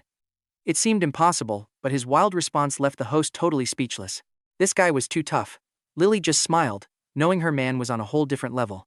He shut her down with zero effort. The streamer quickly recovered and laughed it off, telling him to stop daydreaming and go home if he could not afford simple things. She rolled her eyes and went on the attack, asking how much his cheap-looking outfit was actually worth if he had so much cash. With a 10 billion limit, your clothes should not look this plain, right? She sneered, but our main character remained completely calm. I know what you're thinking, but his casual claim of over 100 million nearly made the streamer bite her tongue off in shock. Over 100 million? She asked if he was wearing golden saint armor, mocking him for blowing hot air. The chat went absolutely wild, spamming keyboard comments and telling the streamer to expose this liar and completely ruin his reputation. Feeling confident again, she challenged him to name the brands to prove his claim. He calmly explained his entire outfit was a custom Zegna piece, made only for the ultra-wealthy. It cost 800,000. The shoes were $500,000, and the watch was a Vacheron Constantin Cabinetier. That watch alone starts at over 100 million, our main character explained. His words hit like an absolute bomb, sending shockwaves through the entire stream as a viewer realized he was telling the truth about the rare custom brand. My dad's billionaire boss wears that exact same brand. There is no way he is just making this up. If the clothes are real, then the watch must be real too. People were stuttering, realizing they were looking at a god-tier billionaire. Their minds were completely blown. That watch is an ultra-rare piece worth over 100 million. You cannot buy it without massive status, even with 10 billion in cash. As watch experts stared in absolute awe, Arthur asked if they would believe him if he showed them this Centurion Black Gold card. He pulled the legendary black card right out of his pocket and flashed it directly in her face. Seeing that legendary card, the streamer completely deflated. The chat went wild over the presence of a true world-class billionaire. Suddenly, viewers recognized his beautiful girlfriend as Lily, the famous star from the short video app. They remembered the insane battle in her stream the other night. Could this guy be Arthur, the legendary billionaire who broke the internet? An actual god of wealth was standing right there, and they had been totally blind to it. The toxic viewers instantly forgot all the insults they had just thrown at him. Staring at his insane wealth, they begged for his contact info just to date him. And that is where we leave it, trust me. You and I love a good revenge story. Hey, stick with me here, isn't that guy the piano god from the viral video? I knew he looked familiar. Lately, I've been dreaming of him as my Prince Charming. I can't believe I actually insulted my own idol. I regret it so much. Meanwhile, Swang had completely lost all of her face. Her face burned with sheer embarrassment. How could she dare stand in front of Arthur now? She had already snuck away in total disgrace. With that drama settled, our main character kept shopping with Lily. After grabbing several high-end luxury bags, he finally led a very happy Lily out of the district. That day, spending tens of millions earned him a cashback reward of nearly 10 billion. But with over 100 billion sitting in his account, this crazy amount barely even excited him anymore. He dropped Lily off at her apartment and chatted a bit before she headed upstairs. But once he sat back in his Koenigsegg, the system notification chimed. Congratulations to the host for spending over 55 million today, unlocking a special hidden reward. All-around sports mastery. Unlocking this means instantly mastering every single sport known on Earth. His skills are now equal to Olympic champions, reaching the absolute peak of human limits. This system really has some insane tricks up its sleeve. That makes 3 hidden rewards total. First, national martial arts, then master-level music, and now god-tier athletic skills. Think about it. Mastering hundreds of completely different sports to an Olympic level? That is just an absolutely mind-blowing concept. And you and I both know that's just too overpowered. Honestly, he was beyond satisfied with this reward as dinner time approached. Time to go home. He slammed on the gas, and the Koenigsegg roared like a phantom toward the exclusive Yunding Mountain Villa. A high-end Land Rover Range Rover was parked right at the entrance of the estate. That luxury ride easily costs around 3 or 4 million. In any normal neighborhood, it would be considered a major flex, but in the elite Yunding Mountain area, it actually looked kind of cheap. A simple Land Rover? Did some nanny just return from grocery shopping? That plate isn't on our registry. The security guards walked out looking deeply confused. Excuse me, we are here to visit Arthur at Villa Number 1. Fang Han poked his head out of the window to explain. The guard eyed their car suspiciously. Are you sure? That specific villa is worth over 2 billion now. Think about the absolute godlike status of the owner. Can someone in a cheap Land Rover even afford to meet him? Noticing the guard's smug look, Alvin spoke up with pure annoyance. Are you seriously looking down on us? Relax, foreign friend. It is just that the owner of Villa Number 1 is incredibly powerful. We can't just let anyone drive in. Let us call Momo to confirm first. Internally, The guards were laughing at them. What a massive pain. The incredibly proud Alvin instantly hated this entire estate, swallowing his rage as his ego took a hit. As a top lawyer, powerful bosses usually begged for his attention, yet here he was, blocked by a simple gatekeeper. Now, watch closely, the guards weren't even trying to be mean. These guys just looked way too cheap for this elite place. A few minutes later, once they confirmed these guys were Arthur's guests, the guards immediately flashed their most respectful smiles. The gates flew open. Once they drove inside, Alvin grumbled about how they were just trying to show off. Quiet down. Did you already forget my warning? Fang Han snapped coldly, reminding him that the new boss was on another level. That quickly shut him up. Their Range Rover rolled deeper into the massive and beautiful villa complex. With beautiful lakes on both sides and layers of green hills, the view was breathtaking. In a crowded city where the concrete jungle suffocates everyone, this place was like absolute heaven. The ultra-rich definitely know how to live it up, Alvin muttered sourly, still trying to swallow his pride. Cage quietly admired the stunning scenery. The setting sun painted the clouds with a golden glow, casting beautiful reflections over the hills and water. How massive is this place? We have been driving for 10 minutes and still haven't arrived. Alvin shook his head. After driving a bit more, they arrived at Villa Number 1. Yumo was already waiting at the front door, with several maids. Wow. Even experienced guys like Fang Han and Alvin were totally speechless. Seeing this perfect lineup of top-tier beauties and matching maid outfits was an absolute dream. Welcome, honored guests. I am Yumo, the housekeeper here. The master of the house has not returned just yet. Please come inside for some tea while you wait, Yumo offered politely. We understand completely. A legendary boss like Arthur must be incredibly busy running his massive business empire every single day. He is probably busy closing a multi-billion-dollar deal right now. Fang Han smiled, letting his imagination run wild. Yumo kept smiling but internally rolled her eyes. Busy? Yeah, right. Meanwhile, seeing all these gorgeous girls instantly made Alvin forget about his previous anger. They headed inside the grand living room to wait. Why is this guy taking so long? Alvin complained after finishing his tea. Fang Han just shook his head at him. Alvin was a brilliant star lawyer, but his extreme arrogance was always a problem. I am done waiting. Alvin slammed his cup down and stood up to leave. But just as Fang Han was about to snap at him, the powerful roar of an engine echoed from outside. Our master has returned, Yumo announced with a smile. Alvin looked out the window and froze. Pulling up was an insanely gorgeous Koenigsegg. Instantly, his arrogant attitude was completely shattered. He deals with wealthy bosses daily, but seeing a car this insanely expensive? Trust me, you and I are about to see this arrogant guy get totally humbled. Let us dive in as they stand up for Arthur's legendary Koenigsegg, smiling bitterly at his dominance. Fang Han was rich, but casually dropping 100 million on a hypercar? No way, he only drove a Range Rover here. The second Arthur walks in, Yumomo and a whole line of gorgeous maids bow deeply, welcoming their master home. Alvin pretends to hate this flex, but inside, he is green with envy, wishing he had arrived much sooner. Arthur just smiles, shakes hands, and sits down. The other three take their seats, with Cage closely studying his vibe. Still angry, Alvin looks away in silent protest. Fang Han cautiously breaks the ice, asking if their new boss has any immediate demands for the law firm. No demands, really. I just wanted my own law firm ready for any sudden emergencies. Just manage my personal assets and contracts, Arthur says calmly. Hearing this, Fang Han breaks out in a cold sweat. An emergency buy? This guy casually dropped a fortune on the city's top law firm. Ultra-rich logic is just on a completely different level. Fang Han brings up his main worry. What about company changes? After all, he built this entire law firm with his own bare hands. If Arthur wants complete control, it is a massive blow, but if it is just a passive investment, they can easily work things out. Watch closely, as Arthur casually says he does not have any opinions on those matters yet. Arthur shrugs. He does not have time to play corporate power struggles with these guys anyway. Ordinary folks stress over making profit, but his only job is to spend money. Why waste time fighting over tiny details? Is it not better to just go out and buy stuff? Hearing this, Fang Han feels a massive weight lift from his chest.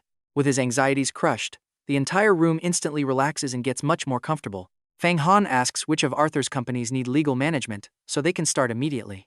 Arthur replies that globally, there are two.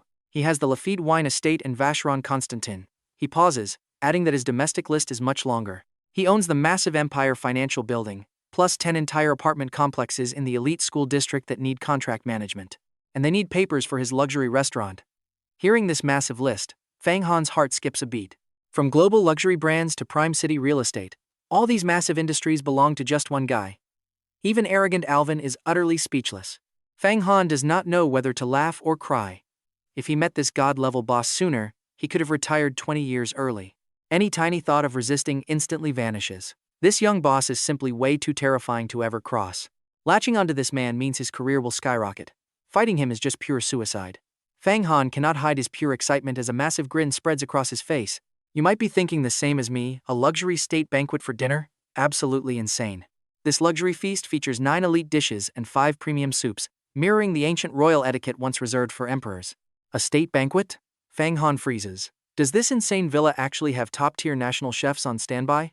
The guests are completely floored. By the end of this mind-blowing feast, both Fang Han and Cage are entirely won over. Only Alvin sits there sulking, staying silent only because of the strict warnings he received earlier from his partner. Why so quiet, big brother? Got a problem with me? Arthur asks with a playful smile. Boss Arthur is friendly, but I only respect true blue blood nobility, not the new rich. Money cannot buy my respect, Alvin sneers. Shaking off Cage's warning pinches, Alvin unleashes all the bitter anger he has been holding back this entire evening. Watch your mouth. How dare you speak to Boss Arthur like that? Fang Han yells, absolutely terrified of the consequences. He just realized Arthur is an elite god they must please, not someone to insult over a fragile ego. If this idiot ruins the firm's golden ticket to the top, Fang Han will lose his mind. He is absolutely furious. Arthur just chuckles, knowing some snobbish elites are obsessed with old money status. It is a completely different worldview. So, how do I earn your respect then? Arthur asks. Breaking this arrogant ace lawyer is going to be fun. Sensing the challenge, Alvin stands tall. True nobles play by noble rules. Do you dare to challenge me, Arthur? Fang Han quickly steps in, bowing and apologizing for Alvin's rude behavior, but Arthur just waves it off casually. Honestly, I am pretty curious, but remember, any noble who breaks their word is no noble at all, Alvin sneers. Aristocratic rules? Now you have my attention. Let us hear what you have got, Arthur replies. I have played high society sports since childhood. My absolute best are elite horse racing and golf, Alvin boasts. If you can beat me in these fields and prove you have true noble class, then I will fully submit, Alvin challenges. Boss Arthur is young. You have had way more practice. This is totally unfair, Fang Han protests, though internally relieved. And that is where we leave it. At least a sports match will not hurt their pride. You can always spot an expert by their very first move. Alvin kept bragging about how he would go easy on our main character. Haha, trust me, you and I are going to love this. So let us put it to the test. Arthur was ready. Having just unlocked God-level sports mastery, this was the absolute perfect chance to show off his overpowered skills. Let us go, Boss Arthur. Fang Han stared at Arthur's confident, relaxed smile. No anger, no fake tough guy act. Could it be that our overpowered main character actually mastered this sport as well? So young, already a massive business titan, and now a master athlete too? Is he even human? Cage could only stare at Arthur with glowing, starry eyes. Pure admiration filled her heart. Meanwhile, seeing Arthur so calm and collected made Alvin feel incredibly insecure inside, despite his brave face. But remembering his own pro-level skills, Alvin got his confidence back. Go ahead and smile now, because once you lose, you will finally see the massive gap between us.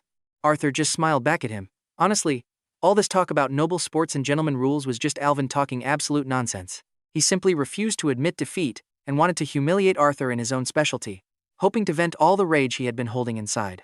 His biggest strengths were sports and law. Since challenging Arthur in court was impossible, he chose sports. But Arthur was ready to destroy him so hard he would never dare talk back again. Arthur clapped his hands and stood up, calmly announcing that his own backyard happened to be a massive, professional golf course. Yes, his actual backyard. I thought having a personal golf course was just a meme, but today I am actually seeing it. Fang Han smiled bitterly and shook his head in disbelief.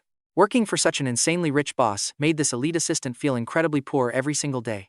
Meanwhile, the beautiful Yumo leaned in closer, whispering to Arthur with deep concern. Arthur smiled, gently tapping her nose while whispering. Now pay attention here, he told her to just grab the cheerleaders and watch him dominate. He promised to completely crush this arrogant foreigner. Yumo's face turned bright red as she nodded quickly, raising her fist to cheer him on. The summer wind was blowing incredibly hard this evening. This put Alvin in a very tough spot, because extreme wind is a golfer's worst nightmare. With a gale like this, playing normal golf was impossible. Only legendary, God-level grandmasters could ignore the weather and sink a hole-in-one with every single swing. It looks like the weather today is bad for golf, Alvin said, scratching his head. In this wind, he was terrified he wouldn't sink a single shot. He wanted to humiliate Arthur, not end up digging a grave for his own reputation. This breeze is actually amazing. It is the perfect time for golf, Arthur said calmly. Alvin stared in shock, wondering if Arthur was just completely clueless. Are you acting stupid on purpose? Alvin rolled his eyes. No one who has played golf for even 2 days would say something so incredibly amateur, unless they were a literal god. But a kid barely in his early 20s playing golf at a world-class level? That was just statistically impossible. Maybe Arthur knew they would both fail in this extreme wind, meaning they would tie, and he could easily save face from any embarrassment. Since this is just a friendly match, let us skip the standard 18-hole rules, Arthur smiled. 10 swings each. Whoever sinks the most balls wins the game. How about this? If my final score is not at least double yours, I lose. Alvin screamed inside because that was supposed to be his line. Since Arthur stole his thunder, Alvin just sneered. You and I both know he is set up for a massive face slap. Arthur simply sat back, gesturing for him to start. Time to start. Alvin grabbed his club, praying desperately in his heart. Please, just let me get lucky and sink at least one single shot. Taking a deep breath, Alvin took a hard swing. Whoosh! The ball launched up but flew barely 10 meters before the brutal wind completely blew it off course. It missed the hole hundreds of meters away by a massive distance. That was just a warm-up mistake. Alvin lied to himself. Blushing with embarrassment, he kept swinging. But the wind was ruthless, ruining every shot. 9 consecutive swings, and absolutely zero went into the hole. Alvin cursed under his breath. On his very last swing, he kissed the ball, closed his eyes, and swung with raw, desperate hope. His focus had completely shattered, but when he opened his eyes, he saw the scoring maid in the distance waving her flag in the air. Oh my God! It actually went in. Alvin cheered, nearly jumping for joy. In this crazy wind, sinking even one ball was an absolute miracle. Convincing himself Arthur couldn't possibly do better, Alvin strutted back to the shade with his head held high. Your turn, he smirked. Arthur shrugged and stood up. The instant Arthur's hand gripped the club, his body automatically entered a state of perfect harmony. Every muscle memory flowed as naturally as the universe. His posture was incredibly elegant, like a god descending to earth. The cheerleaders on the sidelines were so mesmerized, they completely forgot to wave their signs. As the golden sunset bathed Arthur's handsome, confident face, both Yumo and Cage were left completely spellbound. He is just posing, Alvin sneered, watching the ball fly. But then, Alvin literally jumped straight out of his chair in absolute shock. At first, Arthur's shot looked completely off target. But unbelievably, the ball sliced through the air in a perfect arc, using the strong wind force to correct its path, and dropped dead center into the tiny hole hundreds of meters away. Was this absolute magic? Alvin stared at the scoring maid raising her flag again, his head spinning. No way, this must be a hallucination. This has to be fake. He just got incredibly lucky, Alvin reassured himself. There is no way he can pull off that kind of ridiculous fluke on his very next swing. Before Alvin could even finish his thought, Arthur instantly took his second shot. Alvin gasped. Even world-class pros needed 10 minutes to prepare between swings. But Arthur did not even pause, swinging with total ease. It was pure, unfiltered dominance. Arrogance always backfires, Alvin muttered, praying that this next ball would miss as he stared intensely at its trajectory. But prayers did not work here. The ball soared straight into the sky, spinning intensely to fight the wind. Trust me, you and I are about to witness true genius. All right, you and I are about to watch the most insane trick shot in golf history, as the ball bounces straight in. The maids in Umomo went wild celebrating. Doing it once might be luck, but twice? That is pure, undeniable strength. Especially that second shot. It was just too cool. Even without knowing golf rules, they could tell his power was totally broken. Alvin completely froze up, turning into stone. Nearby, Fang Han let out a quiet sigh of relief. He never expected Boss Arthur to be a secret, world-class golf master. This genius move saved everyone's reputation while totally crushing Alvin's massive ego talk about killing 2 birds with 1 stone. Plus, the man is drop-dead gorgeous. If I were a girl, I'd probably want to study biology with him too, Fang Han thought with a grin. Next, Arthur stepped up to the ball without even adjusting his stance. He casually swung the club like he was just sweeping dust off the floor, launching the ball effortlessly. 9 swings. 9 hole-in-ones. And get this, every single shot went in a completely different way. Insane trick shots every single time. Impossible. He is cheating. There must be a remote control inside the ball, Alvin screamed. It made 0 sense, but the proof was right there in front of him. No matter how much he denied it, reality hurts. Watching Alvin lose his mind in the distance, you smiled and shook your head. Bullying him like this felt almost unfair. Time to save him some face since you promised to go easy on him. Now watch closely, because this next swing is absolute comedy. Tossing the club to a nearby maid, he walked back to the shade. He patted the shoulder of Alvin, whose jaw was practically touching the grass. Man, I am still so bad at this. Out of 10 swings, I only made 9. Guess that is what happens when you play for the very first time. Alvin wanted to weep. Going easy? That was straight up bullying. The acting was so bad it was hilarious. 9 perfect, godlike shots, followed by 1 massive whiff. Who are you trying to trick? Staring at Arthur's innocent face, Alvin finally got the message. Exactly, I am tricking an idiot. Just then, the caddy in the distance came jogging back with all the golf balls. So you think I put remote controls inside my golf balls? Arthur tossed a ball over to Alvin, telling him to crack it open.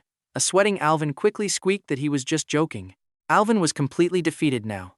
The second that golf ball hit his palm, his years of experience told him the weight and feel were entirely normal. There were absolutely no tricks here. Are you convinced yet? You asked with a smirk. Convinced? Absolutely. In all his 30 years, Alvin had never met a real monster like Boss Arthur. Shaking with embarrassment, he began apologizing over and over. Want to try horse racing next? I have a track right in my backyard, you teased. No way, Boss Arthur, please stop destroying me. I know I was wrong. From now on, you have my absolute respect. I will obey your every word and use all my power to handle any situation for you. Alvin kept bowing his head. That single game of golf was enough to ruin his ego for a long time. If he got beaten again, he would literally have to crawl out of the Yunding Mountain Villa in shame. Fang Han, Cage, and Yu Momo burst out laughing at the pathetic sight. You nodded silently. Alvin was arrogant, but once you break that pride, you get absolute, undying loyalty. I never knew you were such an athletic god, Boss Arthur. It is impossible not to admire you. Cage stared at Arthur with sparkling eyes. He smirked and asked, if I told you this was my first time playing golf, would you believe me? Boss Arthur, I thought we agreed to stop the teasing, Alvin cried out. With skills like yours, you could easily become the world champion of golf. There is no way this is your first time. You rolled your eyes. We both know how crazy it is when nobody believes the actual truth. He really was a beginner. After sharing a few more laughs, Arthur finally sent Fang Han and the group on their way. After tonight, these three high rollers were completely in his pocket, ready to work for him with total devotion. Winning over these elite power players felt incredibly satisfying indeed. Standing on the attic balcony of the villa, watching their luxury SUV slowly drive away into the night, you held a glass of fine drink in your hand, a deeply satisfied smirk playing on your lips. I never knew Master was this good at golf. No wonder you beat me so easily whenever we play together. Yumomo hugged him from behind, her eyes shining with love. Arthur pinched her cheek playfully, joking that when a woman drives a beast of a car like this, she can outrun any man on the road. Tonight, I will show you what a smooth ride really feels like. You smiled, walking toward the rooftop pool.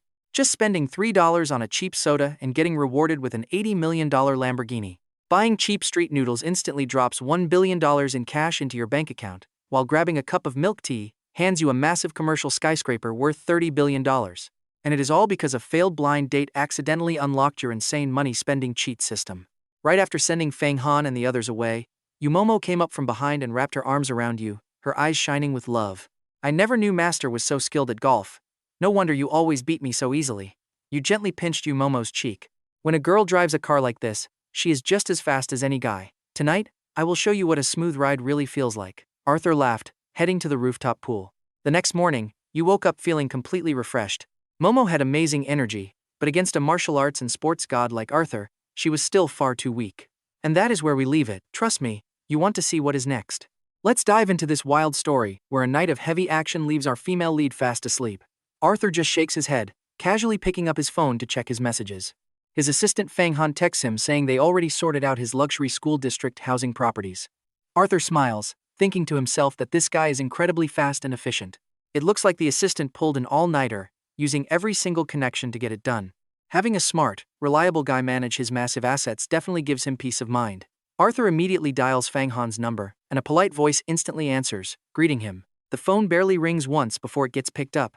Clearly, Fang Han has been staring at his screen, waiting for his call. Arthur nods, highly pleased with this treatment. Arthur asks about the rentals, and Fang Han explains they partnered with a top agency. They even sent their absolute best gold medal agent, Fang Shijin, to handle everything. She is bringing the contracts, which the assistant's team spent all night perfecting to ensure Arthur gets the absolute best terms possible. The assistant sounds incredibly confident about these watertight agreements, promising to send over the top agent's personal phone number right away. He tells Arthur to have her bring the prospective tenants directly to the front gate of the luxury residential area. Arthur agrees, feeling completely relaxed about how smoothly this is going. Once they hang up, Arthur dials the number of this elite saleswoman. She answers instantly, calling him boss in a highly respectful tone. It is obvious she was already briefed on just how powerful Arthur is. He keeps it brief, calmly letting her know that he wants to start renting out his apartments today. He tells her to gather the interested tenants at the entrance of the estate. The agent hesitates slightly before asking a cautious question. She explains that the demand for top-tier school district housing is massive. She nervously asks him exactly how many properties he is looking to put on the market. Now, pay attention to this. When she asks how many apartments he has, he just casually tells her to bring every single tenant she has. She is utterly shocked on the other end, stammering that she has over a dozen wealthy clients ready to sign right now. She asks if he really wants her to bring all of them. She knew from her boss that this client was incredibly wealthy, but this is next level. She never imagined he actually owned a dozen prime school district apartments here. This is the famous Lingjiang area, with the prestigious Magic City University sitting right to the east. And just to the west are all the elite public high schools and ultra-exclusive private academies of the city. Prices here easily reach $350,000 per square meter. Even 10 average apartments here would be worth an absolute fortune. That totals over $300 million. The agent gulps, screaming internally that she must please this god-tier client, but Arthur just sighs, asking if she only has a dozen. His relaxed reply almost makes her drop her phone in pure shock. She nervously stammers, asking what he could possibly mean by that. She wonders if he owns even more than 10 properties. Arthur just chuckles, saying it is fine since he did not want to lease them all today anyway. He tells her to just bring the clients to the front gate. What she does not know is that Arthur literally owns all 10 massive high-rise buildings in this entire prime residential area. Each building has 7 entrances, rising 18 floors high with 2 spacious apartments on every single level. That actually adds up to over 2,000 luxury apartments, not even counting the massive penthouses on the top floors. The total value of these 10 buildings easily reaches tens of billions of dollars. But let's be real, renting out over 2,000 luxury apartments at once is no easy task. But it is only a matter of time. Every single year, thousands of new university students flood the area looking for a place to live. Plus, wealthy local parents will eagerly pay top dollar to rent here just so their kids can attend the absolute best local schools. Once the school season starts around August or September, these places will be completely booked. Checking the calendar, Arthur realizes that time is close. He turns to look at his sleeping girlfriend, Yumo. Knowing he was the one who wore her out so completely, he does not have the heart to wake her. It looks like he is handling things solo today. Arthur happily hums a tune. Since he is going to a crowded public place, he decides it is probably best to drive a low-key, normal car. After searching through his massive garage, he finally picks his cheapest option. A gorgeous Ferrari LaFerrari, worth $30 million. He nods, thinking this should be low-key enough. With a loud roar, the stunning hypercar shoots out of his private mountain villa like a streak of pure red lightning. The drive is short, and he arrives in minutes. The eager agent is already waiting there with a crowd of potential tenants, all of them looking anxious to secure a place. Suddenly, someone in the crowd spots the car and screams in pure excitement, pointing at the Ferrari. As Arthur pulls up, people gasp in shock, recognizing the legendary LaFerrari. They start whispering that this is an ultra-rare, multi-million-dollar hypercar. They point out that it costs over $20 million, looking incredibly jealous.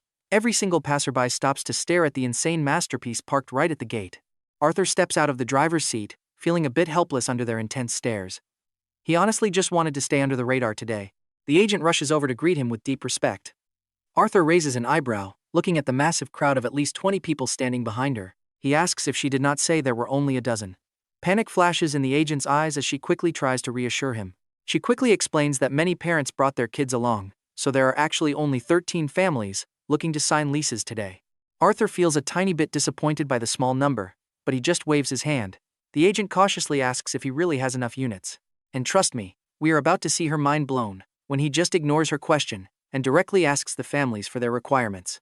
Some parents explain they want a place for their kids in middle school, meaning they need long-term leases of 3 to 6 years.